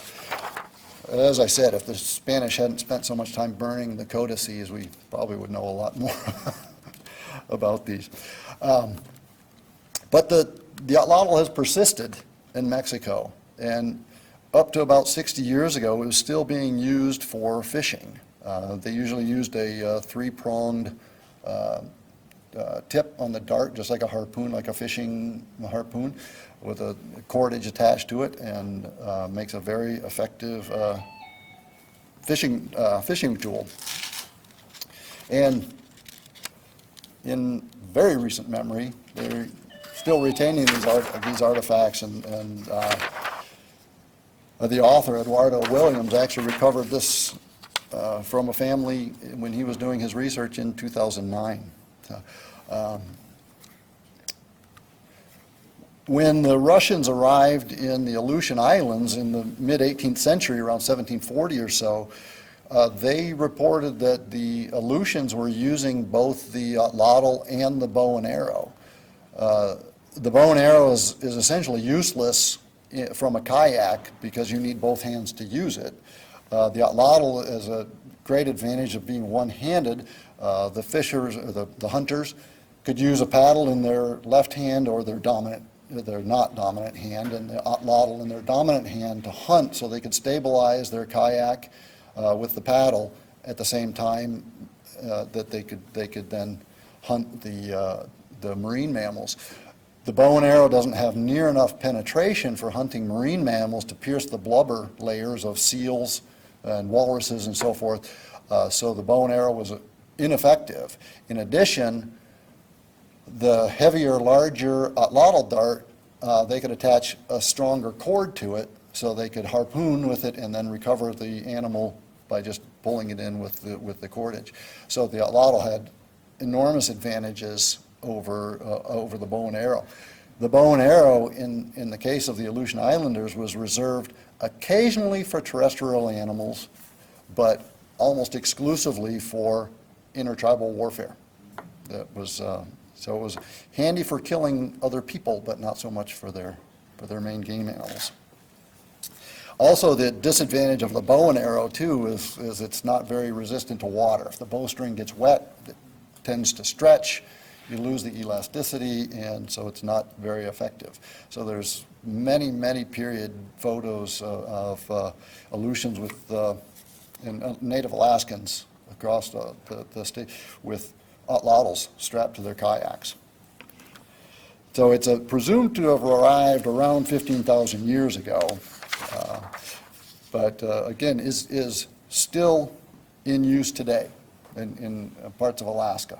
The hunters are still, now they're not hunting from their kayaks as much as motorized boats, but the same thing applies. They can use their outboard motor with their non-dominant hand while they hunt with their dominant hand. Almost exactly the same as their ancestors would have done with a paddle. So still an advantage of the atlatl. And being able to harpoon the animal, shooting it with a gun is easier but more difficult to recover. So, and I mentioned that it's found on every continent and just about every culture across the world. I won't go into all of them, but some of the significant ones too, about as far from us as we can get. In Australia, it's known as a Woomera. It plays a very similar role. It's used as a symbol of authority and of power. It's used as a spear thrower, as it's intended to use, but they've expanded the use in Australia, New Zealand, Papua New Guinea. They actually embed stone into the handle, so that you can see in the lower right corner there, they put a chipped stone tip down there, and then they can use that for processing, cutting, as a cutting tool for to help with skinning, whatever the case may be. It's wider than typical atlatls. You can see how it's got that broad, flat shape.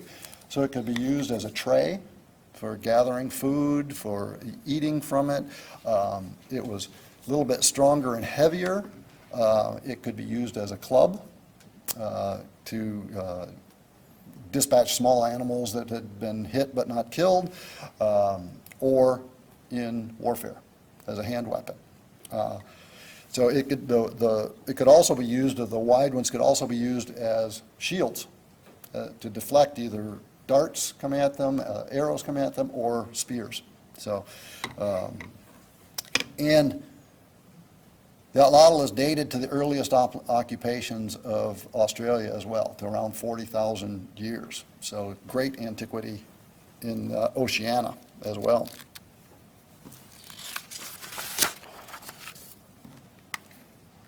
So what happened? Why did the atlatl disappear? I mentioned in certain places like Alaska and Mexico, the bow and arrow and the atlatl were side by side. They both persisted for different reasons. In the case of Alaska, for the atlatl more effective as a hunting tool. In Mexico, it was more effective as a tool of warfare. But in North America, the bow and arrow displaced the atlatl in the archaeological record in a very narrow period of time. Depending on the area, somewhere between about 100 AD and about 800 AD before it completely disappears. So chronologically speaking, a very narrow window. It's almost like they dropped my atlatl, I'm going to take this bow and arrow. So an interesting research question in archaeology now is why? There's some speculation that one of the causes for that is that, for one thing, they didn't need the heavier penetration in North America because there was no longer that Pleistocene game that they needed to hunt. They didn't need to hunt those large animals. They could hunt them as effectively with a bow and arrow for smaller game, mule deer, and so forth. I'm not sure if I'd want to hunt a moose or something with a bow and arrow versus an atlatl. I might want that greater penetration, so questionable. Another speculation is that the bow and arrow requires a less skill and less work, essentially. You don't have to do that hard. You can fire your bow and arrow with greater ease. You can reload faster, you can carry more arrows. The bow itself is smaller than the darts anyway, and a little more portable. so that there's some advantages to portability and relative skill levels. Sorry. But the bow and arrow is, at this point, at least as old or older than the atlatl. Because the earliest evidence now in South Africa is for what we assume are arrows, bone-tipped arrows and stone-tipped arrows in South Africa 64,000 years ago. So it's not that the bow was unknown, it's just the atlatl was preferred for much longer in history until it was finally adopted. One speculation on that is that it was a change in the society, that the hunters using the atlatl were using more of a group approach, that they would herd the megafauna or those large animals and attack essentially as a group, a coordinated group to take down the animal. The bow and arrow as a more silent weapon that you could fire from a concealed location is probably more effective by a single hunter using stealth versus a group, because the one disadvantage of an atlatl is you got to stand up. So if you're trying to hunt game and you stand up, they're going to be gone. So the supposition is that using the atlatl would be more of a group approach. So interesting research question, and how we're going to answer that, that's going to be interesting. So why did the bow displace the atlatl in such a short period of time and virtually across North America? So with that, that's the end of my presentation, and if I have any questions, I'm happy to take some questions. Thank you.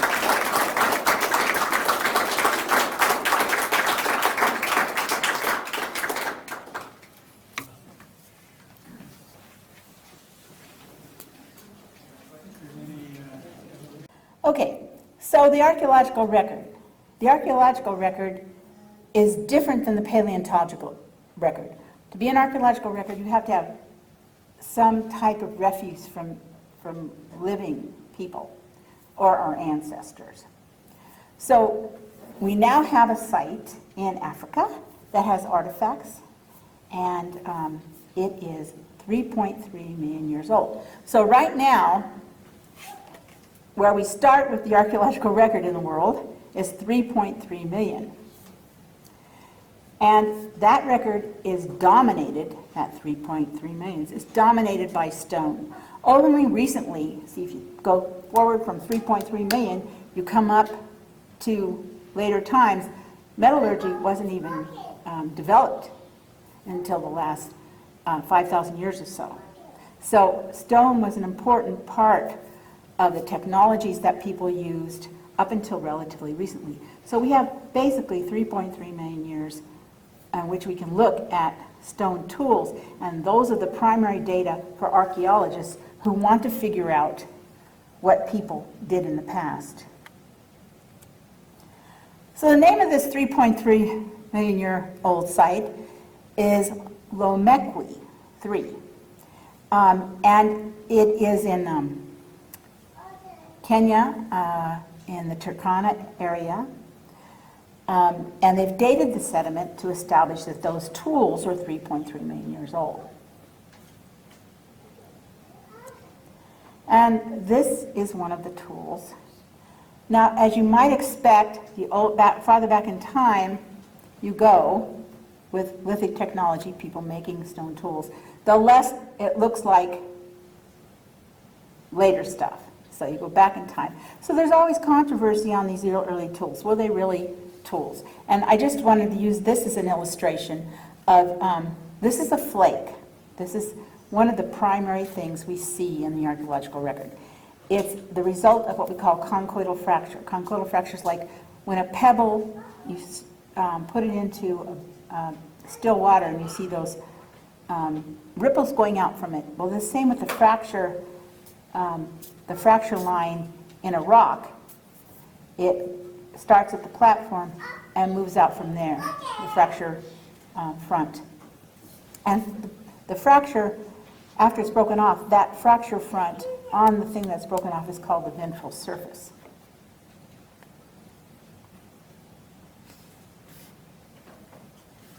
Okay, come on.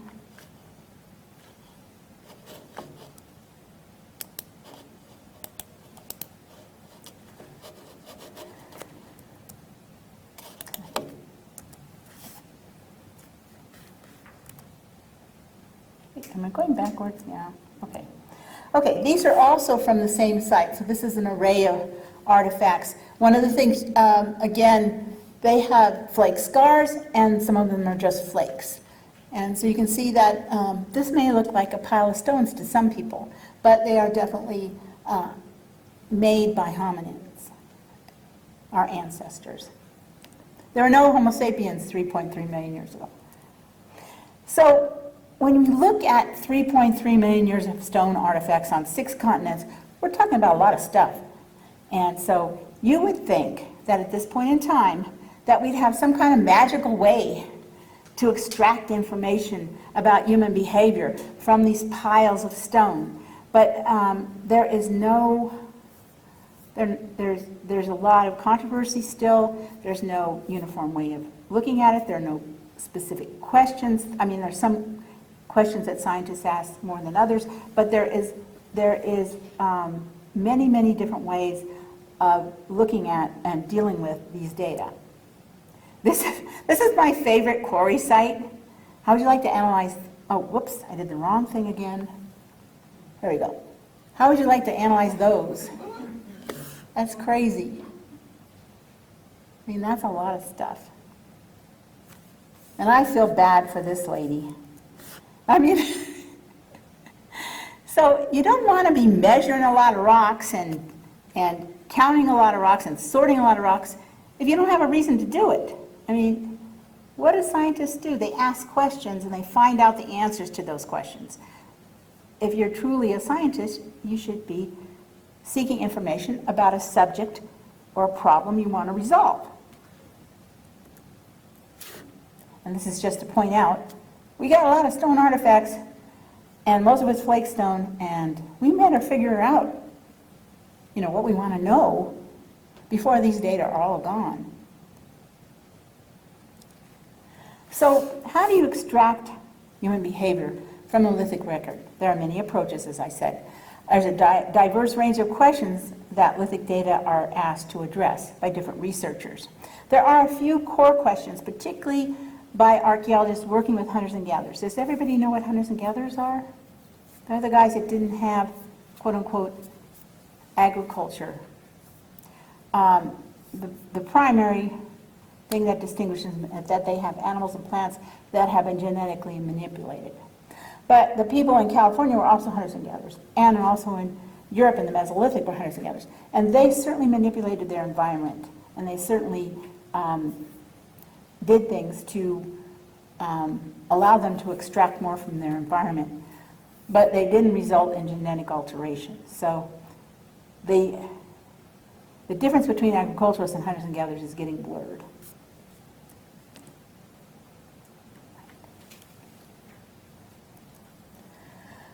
So how does experimental flint knapping, how can it help us with this problem, this unbelievable amount of data?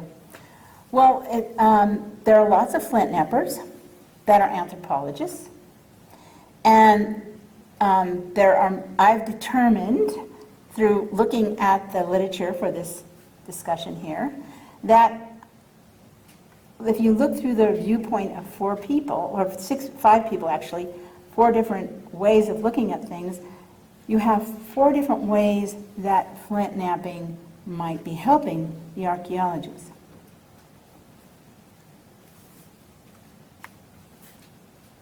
And these people are John Whittaker, Tim Dillard, and Met Aaron, and Don Crabtree, and Jeff Flintknap.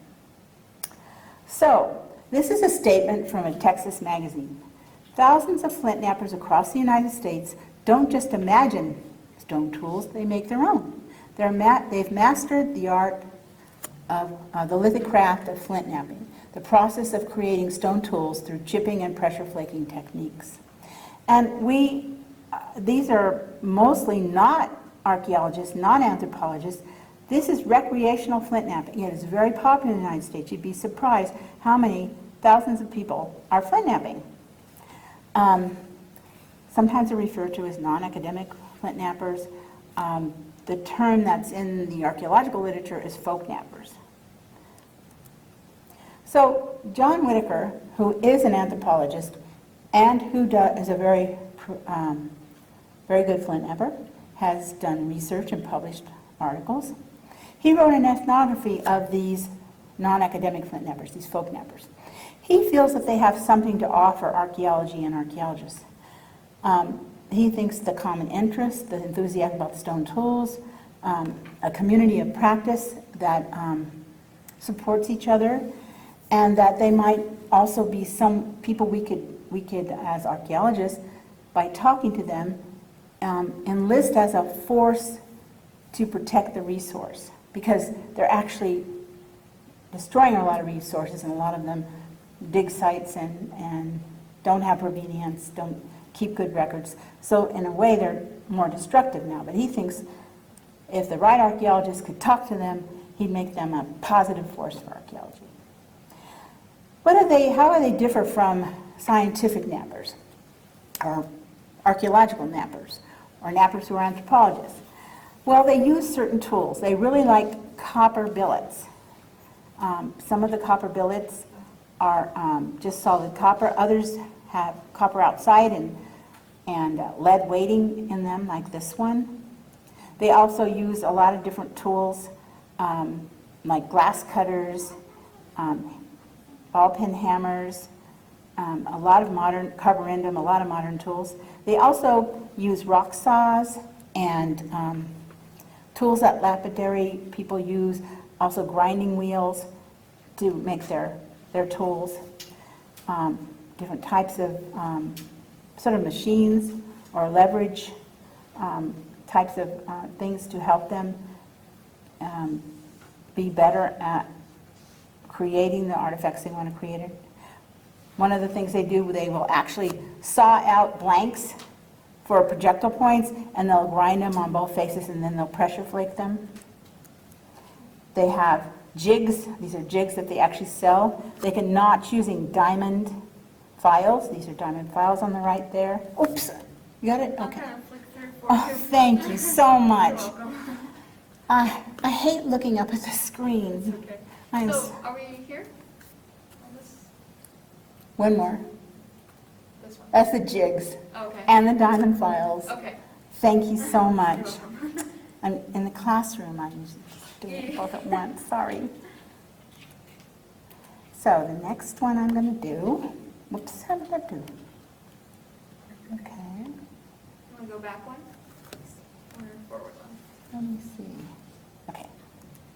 Forward one. Okay, that's the one. Okay, folk napping versus academic napping. So the kind of napping I do, I learned to understand the archaeological record. How does what I do differ from folk nappers? Well, first of all, the goals are different. Folk nappers, their goal is to make the prettiest point or the prettiest end product, most homogeneous, most ostentatious material. They get rainbow chert from India. They get this red, white, and blue stone from Australia, and they make these different points that are not the material used by the Native Americans. They don't use the tools used by the Native Americans, but some of the things they produce are just absolutely spectacular. I mean, they're red, white, and blue Clovis points this big.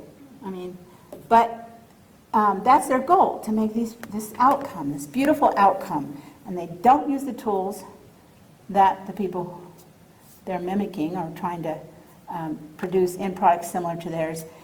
And they're into the end product, but not the process to get there. And most of the archaeological record, when it comes to flakestone, is the outtakes of the process. So it's the debitage, it's the waste from the manufacturing process. So how does this relate or enhance the understanding of how the indigenous people of the Western Hemisphere use flint knapping in their daily lives? In my opinion, it doesn't. I have gone to knap-ins, I have kept an open mind, but there's very little they're doing there that helps me, except they sell material, and sometimes they'll sell material that is from an area where I'm doing the prehistory of in an area that will have the stone, and it will be the stone that I need for my replication, so I will buy the stone from him. But otherwise, they have very little, they have had over the last 42 years, very little to offer me. This is my current teacher. His name is Tim Dillard. Now he has a different take than anybody on the whole thing. He's sort of like, I don't know if you know, if you've met people who go study pottery with Southwestern Native Americans, or go to New Zealand and study wool weaving. And what they do is they want to look at the old ways and try to replicate those old ways. And this way, this is sort of I'm keeping the old technologies, the old way of doing things alive, and honoring that heritage. And that's where Tim comes in. Oops. Yeah. Let me go back. This is Tim. And so he teaches flint knapping. But his idea is that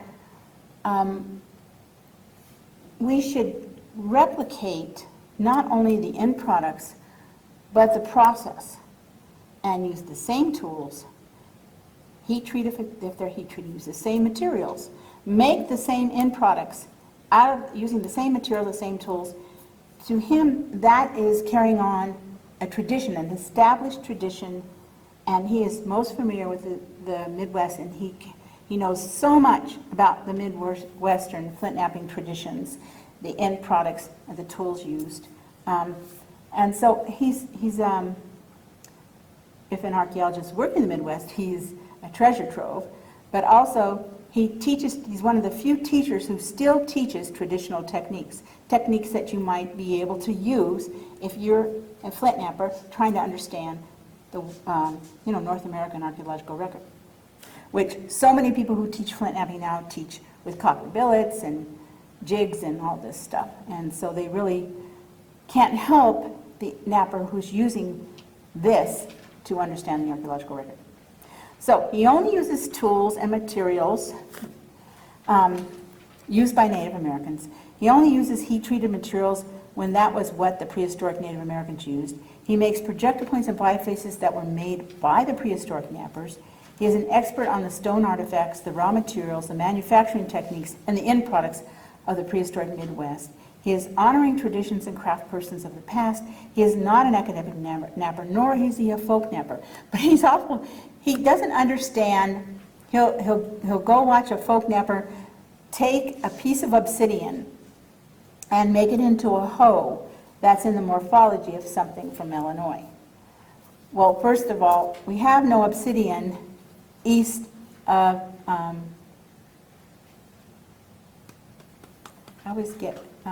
east of Yellowstone. We have no obsidian east of Yellowstone.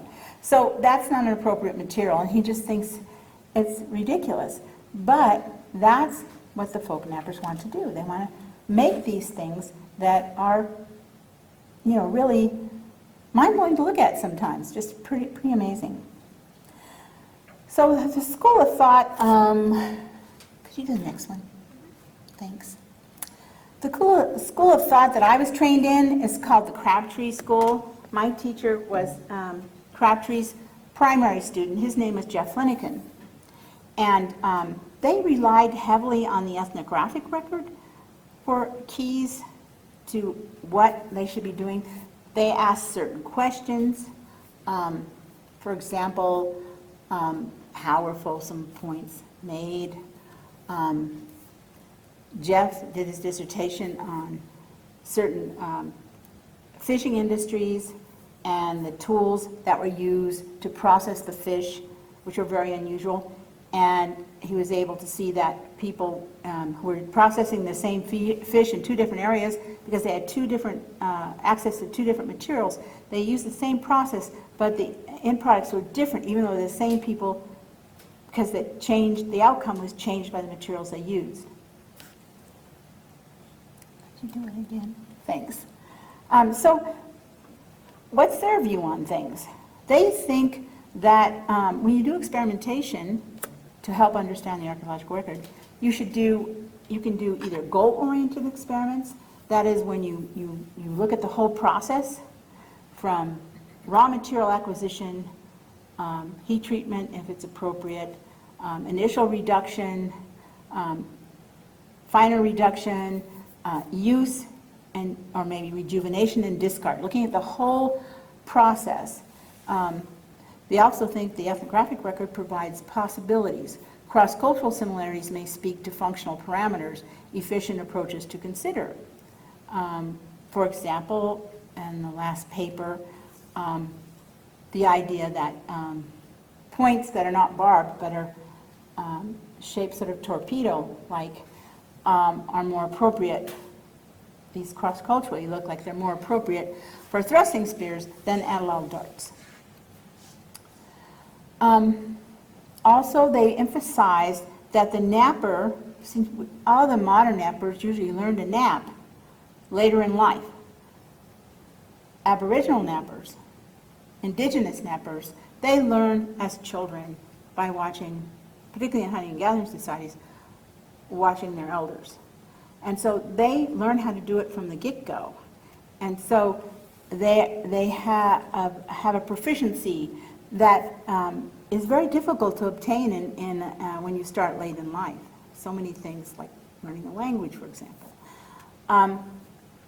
So they don't want the fact that the napper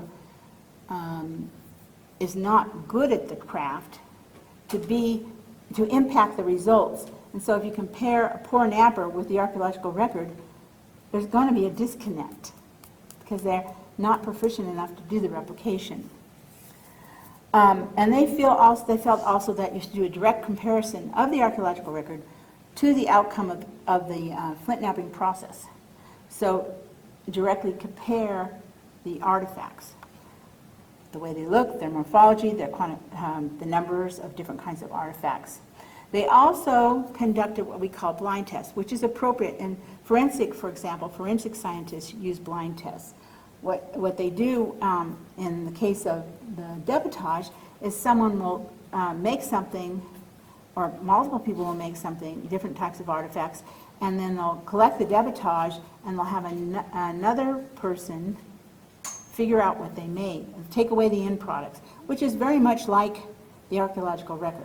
We do not usually have end products. We have things that may have been trampled or damaged by geological processes. So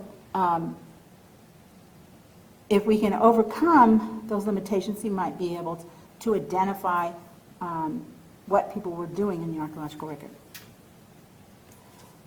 And they always talk about using the archaeological record, both Crabtree and Flintknap, as a baseline for what you're doing. Depending on what questions you're asking, you should be looking to the archaeological record for tools, raw materials, heat treatment or not, what happens to the end products, are they rejuvenated? That needs to be done. Children just walked out. This is probably not appropriate for children. This is the big guy right now in North American archaeology, the big flint napper. His name is Aaron, and he has a different take on things. In fact, he uses the Crabtree Flintknap skull as a starting point for his view of things. He works at Kent State. He has students and he publishes papers. Some of them are very excellent and informative. So there's this paper he published in Ethnoarchaeology. It's Test, Model, Method, Validation, the role of experimental stone artifact replication in hypothesis-driven archaeology. Well, all the archaeology I've done in my career has been hypothesis-driven, definitely. But even some of the articles that he looks at, he doesn't think are driven that way. You're so good. Thank you so much. That's fine. Okay. That's great. Thank you so You're much. welcome. So he feels, he's looked at some of the past results of Flintknappers in the late 20th and early 21st century. He's looked at their outcomes of the projects, and he's seen some criticism that he thinks is appropriate. He thinks Flintknappers are arrogant. They act as if breaking rocks gives them an inside track on the truth. That people who are Flintknappers say things like commonly accepted or proposed by an experienced Flintknapper as being justification for a certain outcome of an experiment. He also feels that this previous stone napping experimentation is an achievement in itself instead of being an approach to identifying the reality of a prehistoric way of life. So he feels that the experimental flint napping in and of itself is a means and it doesn't really address the archaeological record. He also feels that flint napping makes no contribution to the understanding of lithic tool technology for those previous experimenters. And he feels that the experiments are just empirical. By that he means just observational. And they're not really controlled experiments that address specific issues. Now, I strongly disagree with him. But one issue he brings up that I think is really critical for the experimental flint napper who's trying to understand the archaeological record is the concept of equifinality. Do people know what I'm talking about? You're probably all bored to death of this. Well, equifinality is a concept in science that you see a cause and effect. You see that this happens, and you say this is the mechanism that caused that outcome. But actually, there's more than one mechanism that can cause the same outcome. So how do you decide between which one of those is the process that led to that outcome? Well, that is, I think, legitimate criticism of experimental flint nappers. Like some experimental flint nappers will do, ask a question, do flint napping experiments, look at the outcome, compare it to the archaeological record, and it'll come up with a explanation of why the archaeological record looks like that. Somebody else will do the same thing and come up with a different explanation. So this is something that experimental flint nappers do need to address.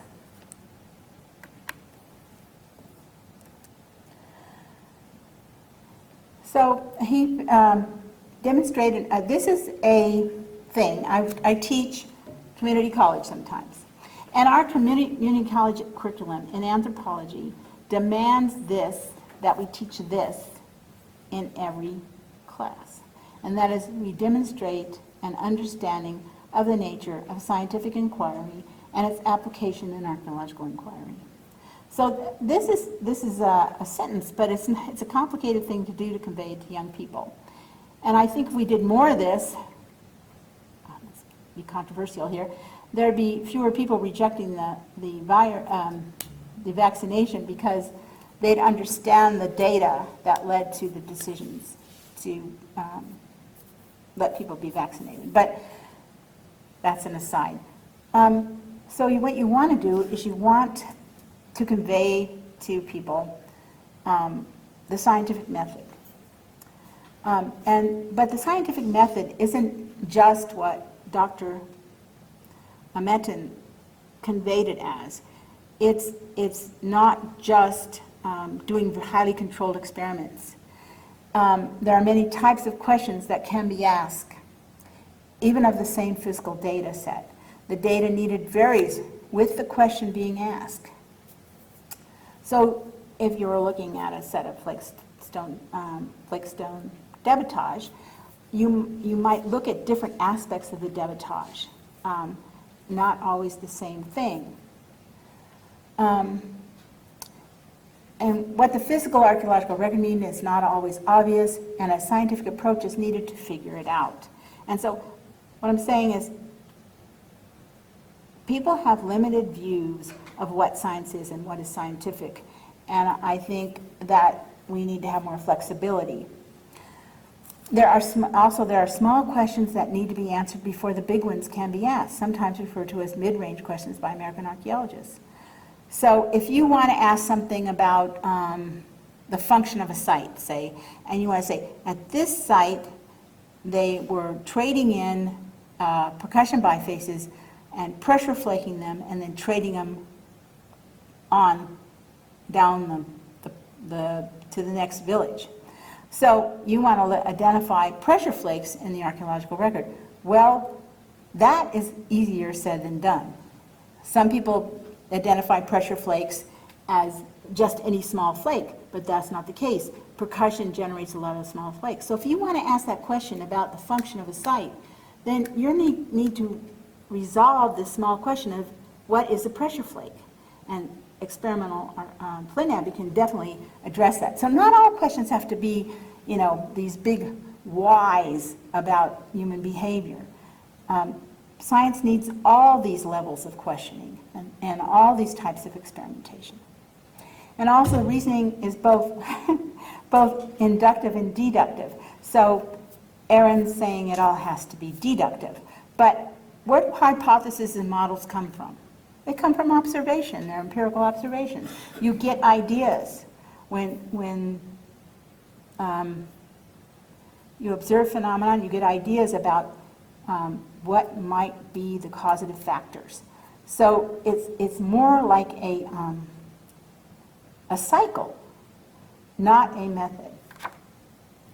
And I want to say that the science of anthropology is not limited to testing, just the testing of major hypotheses about human behavior.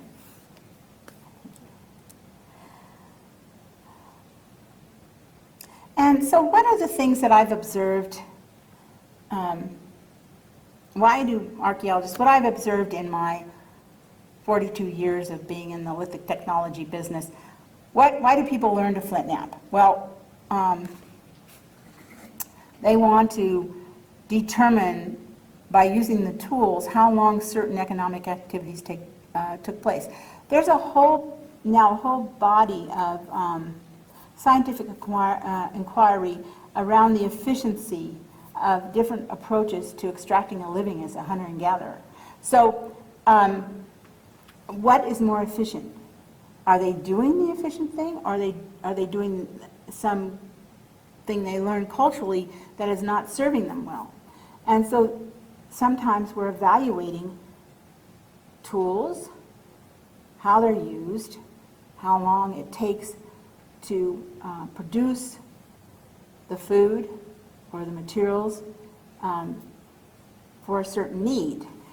And so that people learn to Flintknap to use the tools to see how long they last and how many times you have to make them. Also, people use stone tools because one of the disciplines within lithic technology now is use-wear analysis. And this is where archaeologists look at the damage to an edge to try and figure out what people were using it for. What was the activity they were conducting? And they often can tell the hardness of the material, and certain types of polishes tell you the material that was being worked, and then they can see a correlation between certain morphological tool types and certain use wear, and maybe figure out what the activities, and that becomes part of a larger model or hypothesis about the efficiencies or economic practices of certain hunter and gatherer groups. Also important to archaeologists is understanding just how long tools are used, how many different, if they're doing a task that requires a lot of tools, how many tools, is it a durability problem, what are the replacement costs, because they're always trying to figure out. Again, one of the models we're looking at now, particularly for hunters and gatherers, is called optimal foraging, the efficiencies of different aspects of hunting and gathering life. And so experiments, Flintknap experiments, can be a big part of that. Can generate the tools needed to do the experiments of actually doing the economic activities, whether it's hunting or hide processing, that are how long it takes them, what's the best way to do that, are people using the most efficient means. And one of the ways I've found learning the Flintknap has really helped me, in the Western United States, one of the ways we date archaeological sites is through obsidian hydration. Do people know what obsidian hydration is? When you break an obsidian artifact, water starts to be absorbed into it in that new fracture plane. And it's absorbed at a rate.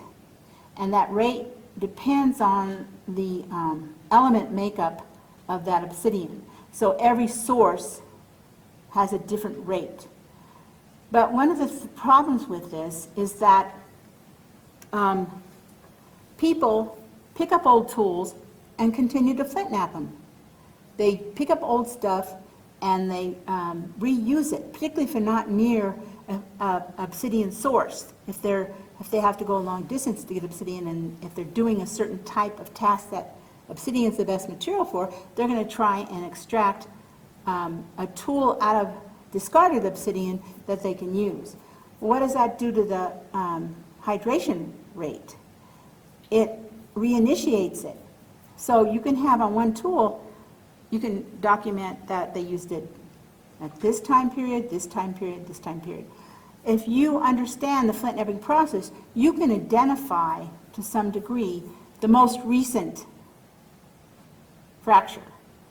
And it helps you by identifying the most recent fracture, you can actually identify the time the tool was discarded instead of what happened earlier in time. So it makes obsidian hydration more accurate in terms of reflecting that specific site it's found on, what was going on there.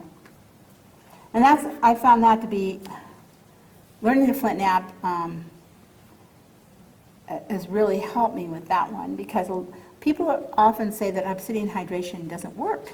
Well, I think it's because they're not looking at the last use, the last manufacturing flake. So these are some of the things that I've been involved in the past. One of the things people are interested in is the use life of arrow points. How many times can you use them? What kinds of breakage occur? What type of, what types of materials break them in what way? Arrow points don't always hit their mark. They can hit a rock. So can you use them again? That's one of the questions we're asking. So we made 100 arrows of all exactly the same. We shot them and saw what percentage of them could be used again and what percentage of them could not be fixed and used again, the arrow points. So that was, again, looking at use life for those projectile points. One of the experiments one of my professors did was, we know that in the Western United States, thank you so much, in the Western United States, the primary core form that the mobile hunters and gatherers used was the percussion biface. And this is, excuse me, if you saw what I was doing, I was making a percussion biface. So they would go to a quarry and they would make a percussion biface. And what they would do is they'd take it to the point where they knew that the material was good, that it was useful, and that it would serve them well. Because they couldn't carry a lot with them. Not like you'd carry boulders when you're on foot. So they would take this biface that they knew was a good solid piece of rock, and they would reduce it over space. They would go to one village or task site where they're doing a specific task, and they would take off flakes and use those flakes. One of the things we see consistently in this area is biface flakes are used to make projectile points. So one of the things we wanted to find out, if you have a biface of a certain size, how many arrowheads or how many Aldao dart points can you make from that biface? So one of my professors, he looked at a material and size that we're seeing consistently in the archaeological record, and he took every flake he could make an arrow point out of, and he made an arrow point. And he got like 200 arrow points out of this particular core. So that tells you something about what they needed to do, and what they had access to, and how much material they needed, how often they needed to go to the quarry. Another thing that archaeologists have looked at is the reuse cycle. So we know projectile points are used and discarded, are used and fixed. And which we were talking, I don't know if you were in here earlier, we were talking about bows and arrows and arrows and darts. Well, the bows in, again, the western United States, the bows that were used by the Native Americans were not of high poundage. That is, they could not shoot really heavy arrows. So there was a limitation on the size of the arrowhead. It couldn't be very big. So we see a distinction between the dart points, which are much bigger, and the arrowheads that are small. And which one do you think you would be rejuvenating more, the arrowheads or the dart points? The dart points. So one of the things, again, is people shooting artificial dart points, even using them to kill animals, and seeing, again, their utility after that event. And we found, unlike arrowheads, arrow dart points can be used multiple times over their use life. Certain breaks were devastating for them, but other breaks allowed them to be reused. And what has flint-knapping done, experimental flint-knapping done for me? I'm going to show you the thing that it's helped me with the most. I am, as I said, I'm in cultural resources management. I work for the state of California, and we have to identify, we go to sites and we have to assess them. If they're in the way of a road, we have to go look at them and try and figure out something about them. And one of the things that I've learned by flint-knapping is if you have debitage, that is the waste products of the flint-knapping process, you don't have often, well, almost all the time, you don't have the end products. They leave the waste products from the manufacturing process, and they don't leave the thing they were making, they take it with them. So we're able to look at the process and determine what they were making, the stage, look at the raw material, if it's heat treated, by understanding the whole reduction cycle and doing it ourselves. So, for example, this is a percussion biface that's being reduced. This is like one of the cores that we find people were using when we find the flakes off of them. And there's one from my favorite quarry. This is something that would be left at a quarry. This is something that wasn't taken away, it was right at the quarry. We call them abortions. They were aborted. They were not taken any further. This is a biface reduction flake. When we find this flake with certain attributes, we know they were making percussion bifaces. So what we see on it is, on the left is the dorsal surface, which is the outer surface, and we can see the previous flake removals. And so that tells us that it's a biface because we have flakes coming from both edges. And we also can see the platform, because it's on the left there, it's faceted. That's the kind of platform you see in a biface. Also, often in plan view, they are sort of triangular. They also can be sort of round and scalloped. And you can tell the stage in the reduction process by how flat or curved the biface reduction flake is. Also, I've done algorithms to determine the size of the biface from the flake. Certain types of flakes can tell you the size of the biface. Another type of reduction that we see in the archaeological record is called bipolar reduction.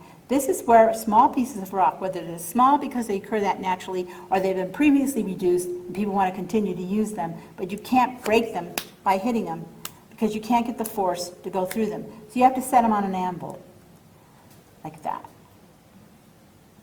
Got me? And this is the only way you can break them, by setting them on the anvil.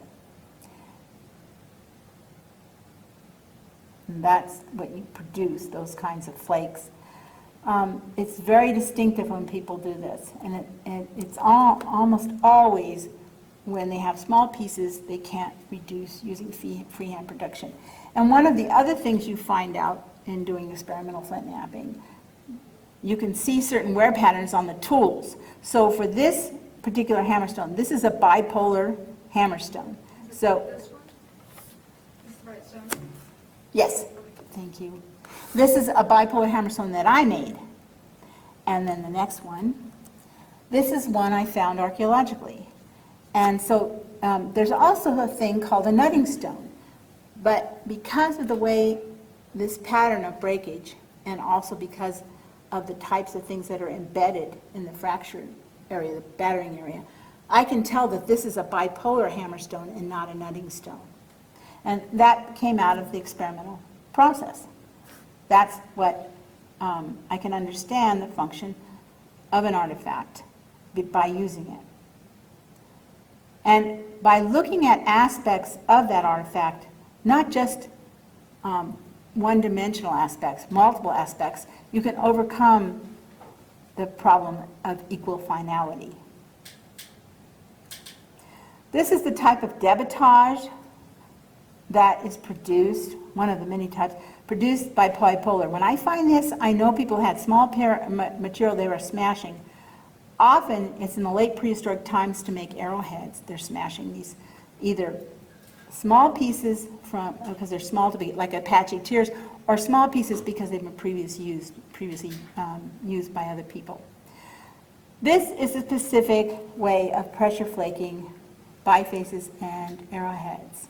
Does everybody know who Ishi is?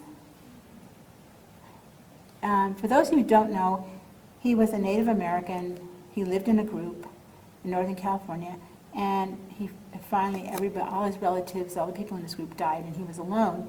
And you can't sustain yourself hunting and gathering, at least not very well, if you're an individual. You usually need a group to work on it. And so he went and literally lived in the Berkeley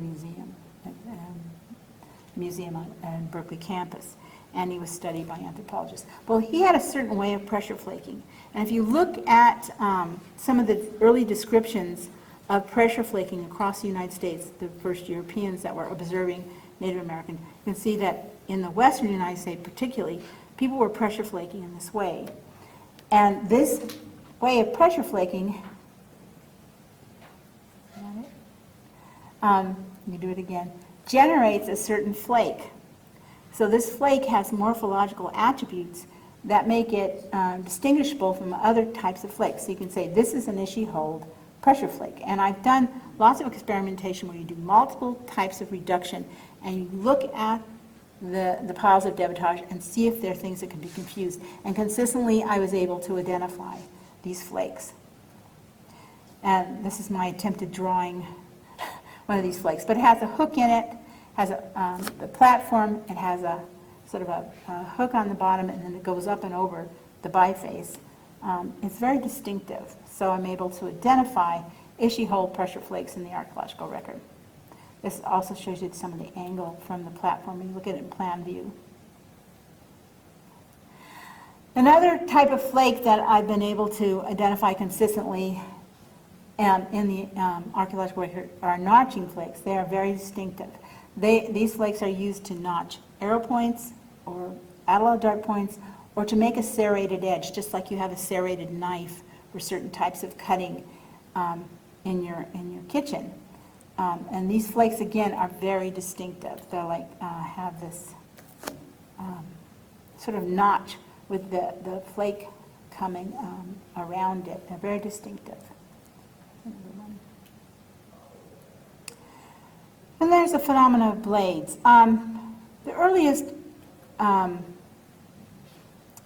beginning in the Lower Paleolithic, the latter part of the Lower Paleolithic, you see bifaces. And bifaces are very prevalent general form across the world, beginning in the Lower Paleolithic. But in the Upper Paleolithic, you see blades. This is a whole different technology.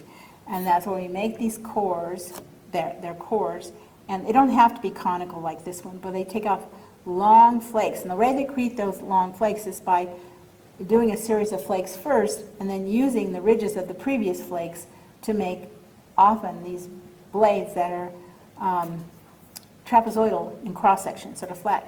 And these blades were hafted in composite tools and could consistently be used in the same haft because they're so similar in morphology. And the haft, the wooden part, the organic part of a composite tool is often the most difficult to make, the most time-consuming to make. You have to get just the right materials, and you have to work it with stone tools, and it's a longer process than flint knapping, for sure. And so people began making these blade cores, and there's certain debitage associated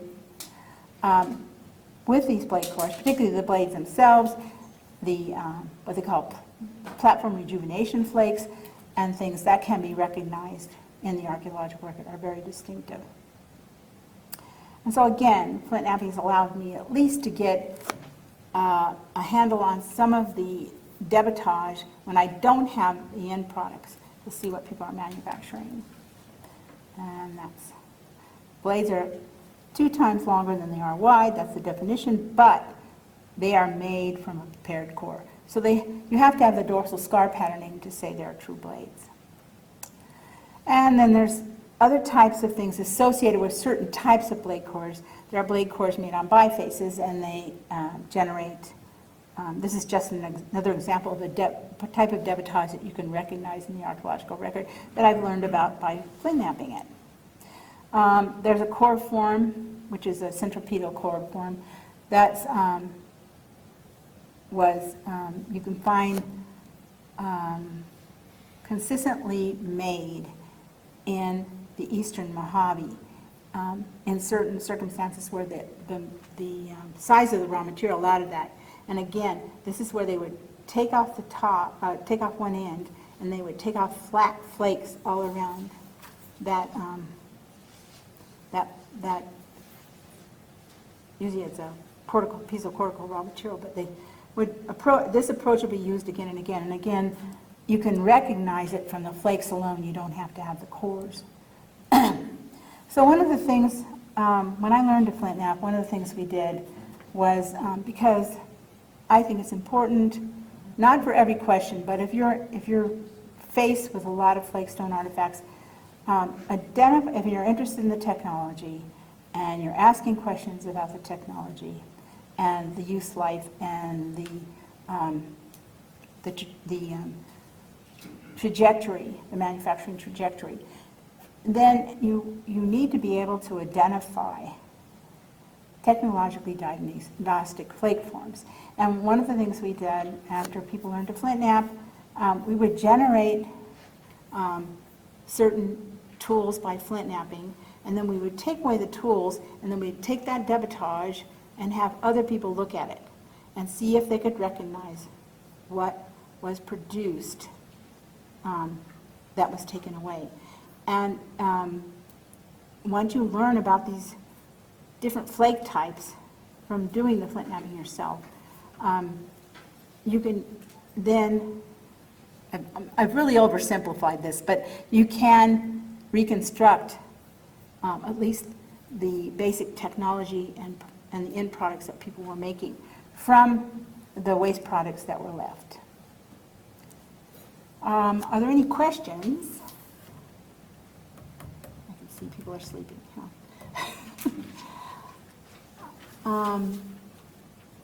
So I teach a class on flint knapping. It's one of the few classes that teaches traditional flint knapping. There are a lot of places you can learn to be a folk knapper, and you can learn to use a copper billet. But if you're an archaeologist, an anthropologist, or you're interested in learning the way the Native Americans did it, and learning their traditions, the skills they needed for those traditions, taking a class in traditional flint knapping is a good way to start. I teach a class, it's in February, it's the weekend after President's Day. And it's a 3-day class. It starts in the evening on Friday, goes all day Saturday and Saturday night, and then we end it on Sunday. People get frustrated because they can't flint knap right away, but I think that's an unreasonable expectation. So if you are interested in flint knapping, learning to flint knap, and at least in a traditional manner, we cover different techniques that were used in the western and midwestern United States. We do both hammerstone and billet. We do heat treatment. We do pressure flaking, notching, as well as basic biface reduction. And we talk about, for the early stages of groundstone manufacture is often percussion. So we talk about different types of, the beginning stages of different types of groundstone manufacture. That particular section of class is sort of focused on archaeologists who have difficulty recognizing flakes from the early stages of groundstone manufacture. So, any questions? Okay.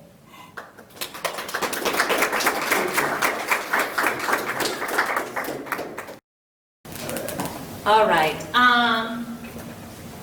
If we haven't taken a minute to acknowledge the people that lived here before us, we'll take 30 seconds to acknowledge the people. And if you haven't been to the Native American Land Conservancy booth that is right outside, please stop by. They have this wonderful brochure called The Tribal Nations of the Morongo Basin.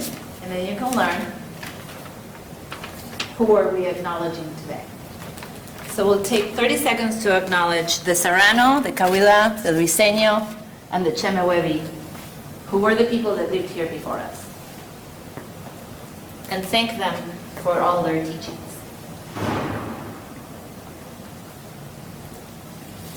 For those of you who don't know me, my name is Yanina, and I am from Argentina, but I've lived here for about 10 years, specifically in California. And my background is in agriculture science. I am not an ethnobotanist by any means, but after realizing that extractivist agriculture is really bad for the environment, for the planet, and for ourselves as human beings, I started researching ethnobotany as a way to find solutions for our agricultural problems, especially with climate change, drought, climate crisis, and all that stuff.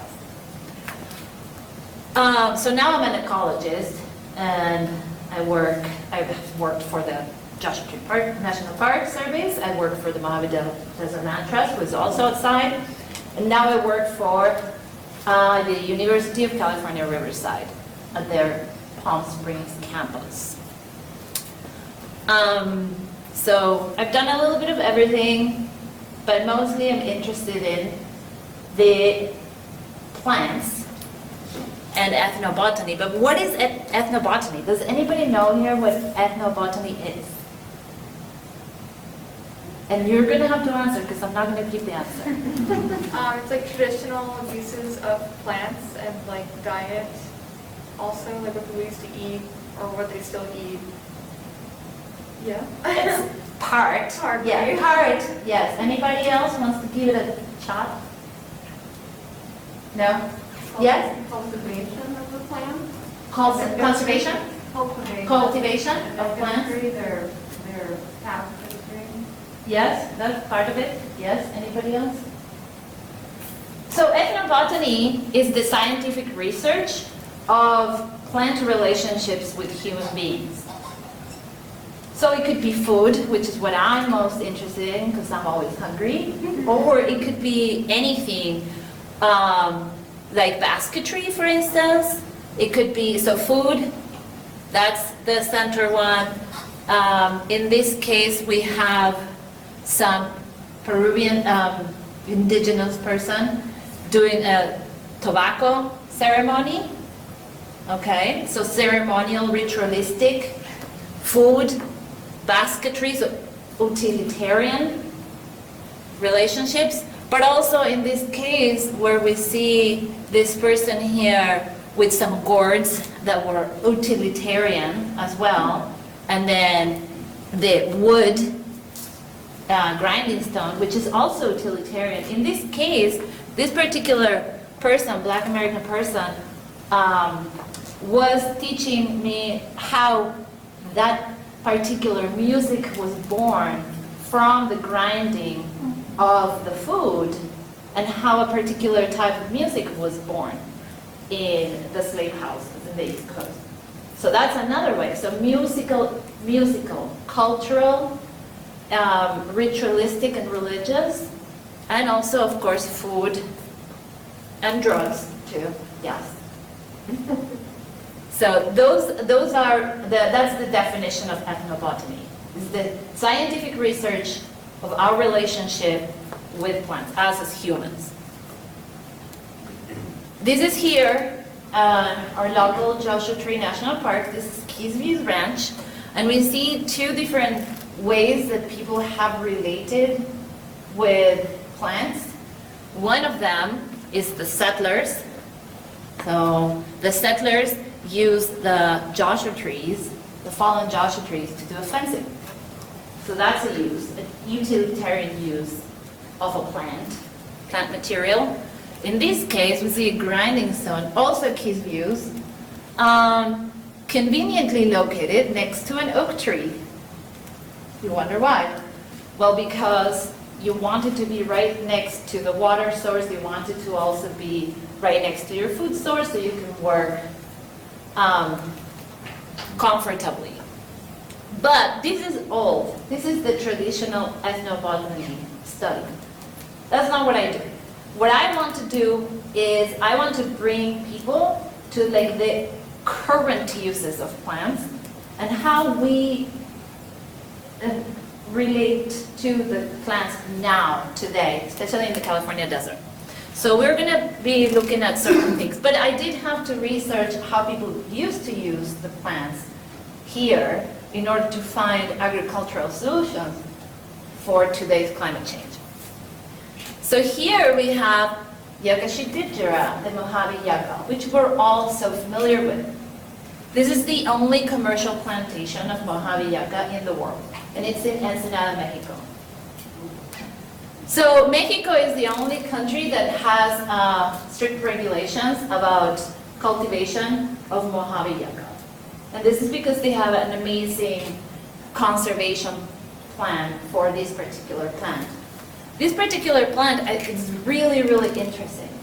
We always look at the Joshua tree and how beautiful the Joshua tree is and how iconic it is. And I love it, and I'm very grateful that it is now listed under the California Endangered Species Act. But the Mojave yucca has a lot more uses for us. So I look at the Mojave yucca and I look at it as a potential source of agricultural products that we can use here in the desert instead of other things that use more water, more pesticides, and other things like that. So what are some of the uses of the Mojave yucca? Does anybody know before going to the next slide? Fiber. Fiber, yes, very good, very good. Anybody else? Antibiotic? Yes, antibiotic, very good. Are you a chemist? No. Antibiotics, anti-inflammatory. Yes, so, and also it encourages bone density. Anybody else? So, traditional uses of Mojave yucca have been using the flower for food. The Paiute in the Eastern Sierra, where I used to live, used the root as a brush because the root of the yucca has this chemical called saponin that produces suds, and it's actually a cleaning agent. So that's one traditional use. In the modern world, we are using I don't know if you knew this, but we are using the saponins for the Mojave yucca in your fizzing beverages or fizzing candies because it produces a foaming effect. It's an additive. One thing that I liked about it is I give it to my dogs. There's a couple of food companies that use Mojave yucca extract, and it comes from the leaf. So if we go back to the plantation there, they don't actually have to uproot them to get the benefits of the plant. So we use it in the pet food industry as an anti-inflammatory. So I have a specially formulated German Shepherd dog food that contains chia seeds, which are from here as well, that contain kelp, and that contain Mojave yucca extract for the antibiotic, anti-inflammatory, and encouraging of bone density. So I have knee issues. I started taking yucca root powder a few years ago, and I haven't had to have surgery, as my doctor said I needed to have. So I recommend it. But you also have to think about where is your yucca coming from, right? Is it being regulated, or is like people up the street like just uprooting a few yuccas? And so you have to see. Mexico is the only country with regulations for yucca cultivation. So it has to come from there. So we have other things that we use the yucca for. We already said fibers, of course, basketry, clothing, soil amendments. We're using Mojave yucca a lot for soil amendments. So this is the interesting part as an ecologist and an agriculturist, is that when you see the yuccas in those rings, their saponins and other chemicals in their roots create a cooling effect on the plants nearby and balance the pH of all the plants around it. So it's an incredible plant to keep in your garden, and of course an incredible plant to consider for future agricultural uses, right? So right now we're using it as a soil amendment and a pH regulator on a product called BioSoil. Anti-inflammatory properties and antibiotics, we already talked about that. Sandal making, flowers that are edible, you can just saute the flowers, you can eat the pods when they're green as well. So many uses for this plant. Now here's that picture, that's by my house, and you can see in the back the tall Joshua tree, which is Yucca brevifolia, so it's a different species, and then in the front, the Mojave yucca, a little bit smaller. But depends on where you go. Like if you go to the Mojave Preserve, for instance, the yuccas are enormous, and the Joshua trees tend to be a little bit smaller. But they have their distinctions, right? All right, so my other favorite plant, the mesquite, that has so many properties. So mesquite, this one I'm gonna say Prosopis. SPP is what us biologists call any species, basically. So SPP is any species. There are numerous species of mesquite. Two of the ones that grow here in Morongo Basin are the screwbin mesquite and the honey mesquite. They're a little different, but they all have very much the same qualities to them. So they're rich in magnesium, but they also are rich in protein. And right now we are using mesquite for cattle feeding, but I'm like, they don't need it, I need it more than them. So right now, the only place that is cultivating mesquite at a large scale are Argentina and Chile and Peru. We need to take advantage of this. I mean, in Texas, honey mesquite is being treated as an invasive species, but it has so many properties, and they're taking it out of their cattle ranching industry. I'm like, what? Leave it.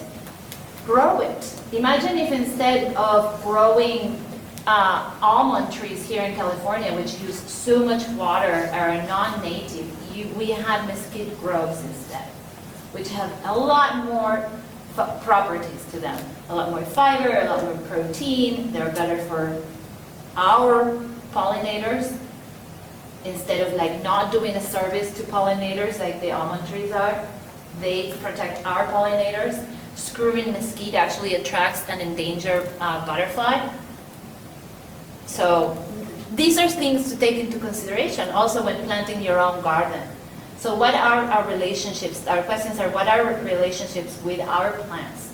We're used to eating what the market tells us. We gotta eat what is around us. What is used, the seeds or the leaves? Yes, that's a great question. Thank you for asking. So we use the pods for eating. We grind the pods. You can grind them either in a coarse kind of and toast them and make a coffee beverage with it, which in South America is given to infants, bottle fed. Pregnant women, anybody can have it. There's no complications with it. You use the pods, you can roast them and make them into a finer flour and make cakes with it. That is also a very traditional use of the mesquite. The wood is used for construction, furniture, firewood. Well, of course, it gives a lot of shade, but it's also a nitrogen fixing plant because it's in the pea family. So it helps with aiding fixation of nutrients to other plants around it. So it's great to have if you have a garden. So things, and it's a beautiful landscape plant. So if you're going to plant a plant, this one is it, my favorite. Can you buy that in a health food store? Yes, great question. You can buy the plants, the local plants, you can buy them at Unique Garden Center or Cactus Mart or at the plant sales, either MDLT or the Joshua Basin Water District. You can buy the plants and grow them. Or if you want the flower, you can go to any food store and buy the flower. But the flower is going to be mainly from South America, from South American mesquite. Not so much from here, because we haven't capitalized on these plants yet. Make sense? So that's, oh, and I wrote a lot here, but I'm not gonna really like go through the slides that have content. This is mostly if someone then wants for me to email the slides to them, okay? But yeah, this is my other favorite plant. Creosote. It's everywhere. Also from Argentina, just so you know. It came about 10,000 years ago. And there is one clone called the king clone, close to Barstow. You can actually see it from Google Earth and go look at it. That has been carbon dated, and that's supposed to be the father of them all. Obviously, it adapts really well to the desert. I think if climate gets hotter and drier, creosote is going to be like, what else? Bring it on. Creosote. Well, creosote not so much for eating, but mostly used in the cosmetic industry. In the past, it was used for salves.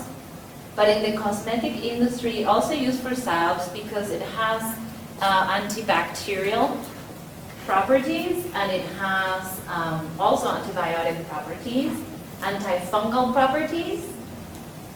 So one of the things that you can do is you can boil a few leaves of it, make like a tea. It's called a decoction. When you boil leaves of something or plant material, it's called a decoction.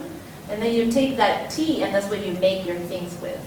You can put it in your creams, you can put it in your salves, you can like just mix it up with whatever you want. I raise my hair with it mostly. But yes, it's largely used in the cosmetic industry. So I like it because obviously they're resilient. So here you have some recipes for some of the stuff that you can do with it.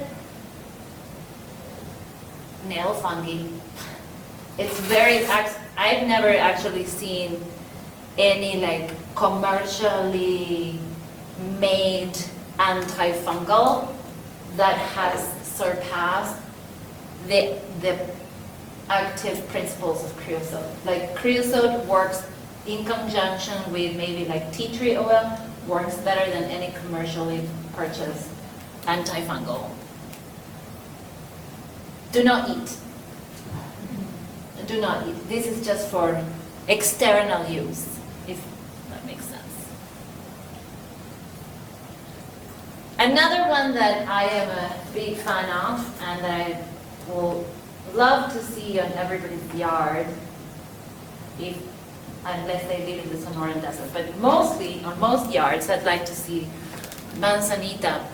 I'm going to call this also Archaeopalooza SPB because there are so many. There are like over 300 different species of manzanita. A lot of them in California. We have a big range of them. So, but any of them have mostly the same properties. And I like to make a cold cider out of it, press them and make a cider, and that's a super refreshing drink. One of the uses of manzanito berry is in the pharmaceutical industry as a urinary tract infection remedy. And the reason why that is because one of the chemicals that is in the manzanita berry is what we call, how do I explain this? It's the chemical itself is specifically designed by nature to target pathogens in your urinary tract. This is really cool. It's really interesting because it's not found in any other species and genus where the plant makes that kind of chemical that is so useful to us. Interesting. They don't do it for us, obviously. They do it as defense mechanisms, as like ways to propagate their seed, but this is very useful to us. So, urinary tract infection, this is the plant. Also, high in antioxidants, high in vitamins, high in minerals. So there it is, arbutin. It's the chemical.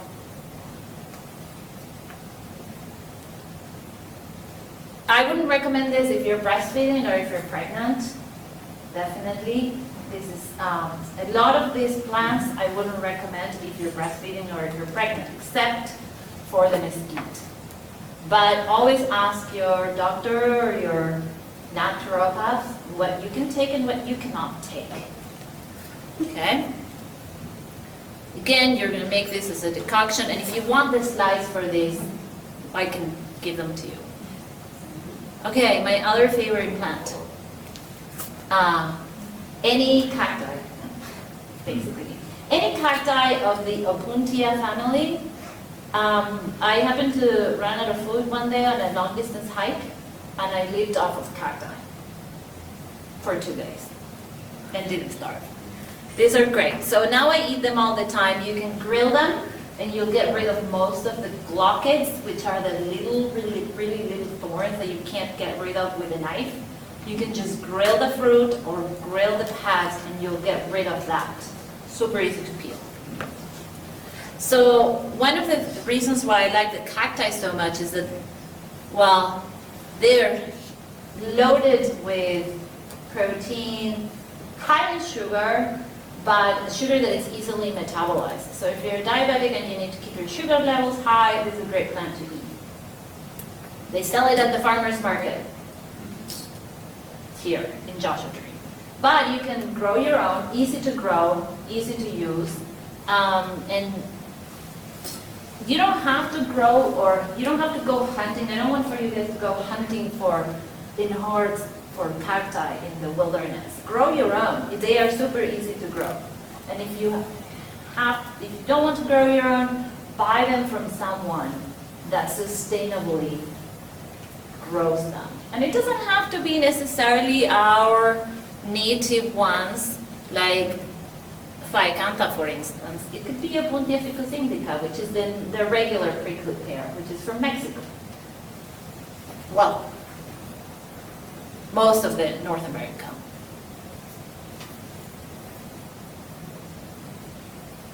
Okay, this is another one. Use caution with this one, because this one is it's a methamphetamine. Okay, so ephedra nevadensis or Mormon tea, the active substance for this is ephedrine, which was on Sudafed, which is now banned. There's a reason why it's banned. It causes addiction. So I make a cold syrup with it, and a lot of the people that I've studied used to use it for colds, flus, all kinds of pulmonary disease. It's an anti-tussive, which means that it stops you from coughing, and it clears the pulmonary tract. It opens your airways. But I would say only drink 1 cup, so 1 dose. This is really important. The dosage of this plant is really important. Definitely don't take if you're pregnant or breastfeeding. But I make a hot toddy in the winter season. I never get sick, by the way. But if I happen to feel like maybe I might be getting sick, I would drink a cup of this with ginger, lemon, honey, shot of whiskey, and that does it. I'm good to go for the rest of the season. But you can't have more than 3 cups in 1 day, and you should discontinue after 3 days because of the ephedrine. And it doesn't only have ephedrine, but it has other forms of ephedrine. So it's a very powerful plant. It is definitely a lot more concentrated if you take it in the cough syrup form or the pill form, but in its plant form, it's still pretty powerful. So dosage is very important here. And again, if you want the recipe, I'll give it to you. Isn't it supposed to have a caffeine-like alcohol? Yes, Is that as the well. effect? Well, ephedrine is a methamphetamine. Caffeine-like alkaloids are going to be some other stimulant. So they are in the plant together, but in a concentration that they don't overlap each other, if that makes sense.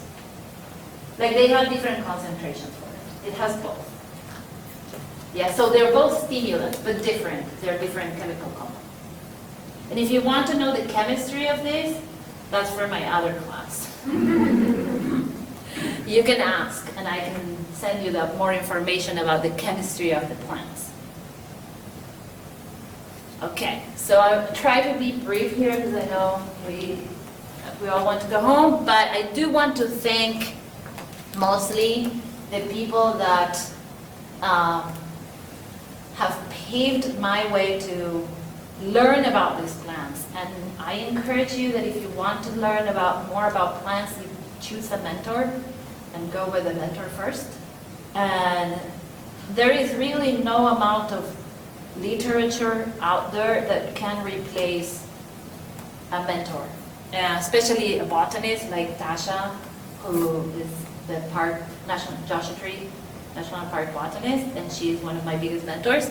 Or going out with native people like Kathy, who is member of the Alpine Paiute Shoshone tribe, or ranchers, or people who are local, who really know the flora, because I wasn't born here. I came here as an adult. So I had to learn from the people who have been here before me, okay? And with that, I am done. Any questions? How do we get in touch with you for the slides? You have email or? Yeah, I can give you my email. Okay. You mentioned your ebook, you have a link. I do have a link, I don't have a link. If you give me your emails, I'll send you the ebook, Absolutely. okay? Oh. For the cactus, are those being grown commercially anywhere locally? The cacti? Yes, they are grown commercially here in the Mojave Desert. There is a lot of people that have cacti growth. One of them is a local person from Yucca Valley, and I think they're on Instagram. You can just, I think it's called Opuntia Farm, Okay. something like that. Yeah, So, that's Opuntia Farm or Opuntia fine. Cactus. Maya Lester. Yes, Okay. I mean, Lester, exactly. And is That- there anybody that does it on a bigger scale? Bigger scale, I probably mostly in Mexico. Okay. There is a guy at the farmer's market that they have a bigger farm, but I don't know how large the scale we're talking about. And do you know where that is? I think it's Hemet, Okay. but I'm not totally sure. I gotta ask him. And so are you going to give us your email or something, and we'll just shoot you one if we want it? or- Yeah, so I'll just give you, whoever is interested in either the ebook or the slides or more information, I'll give you my email and then you can reach out to me and then I'll send you more info. Any more questions?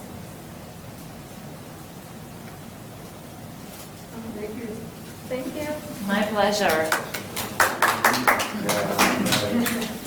That was good.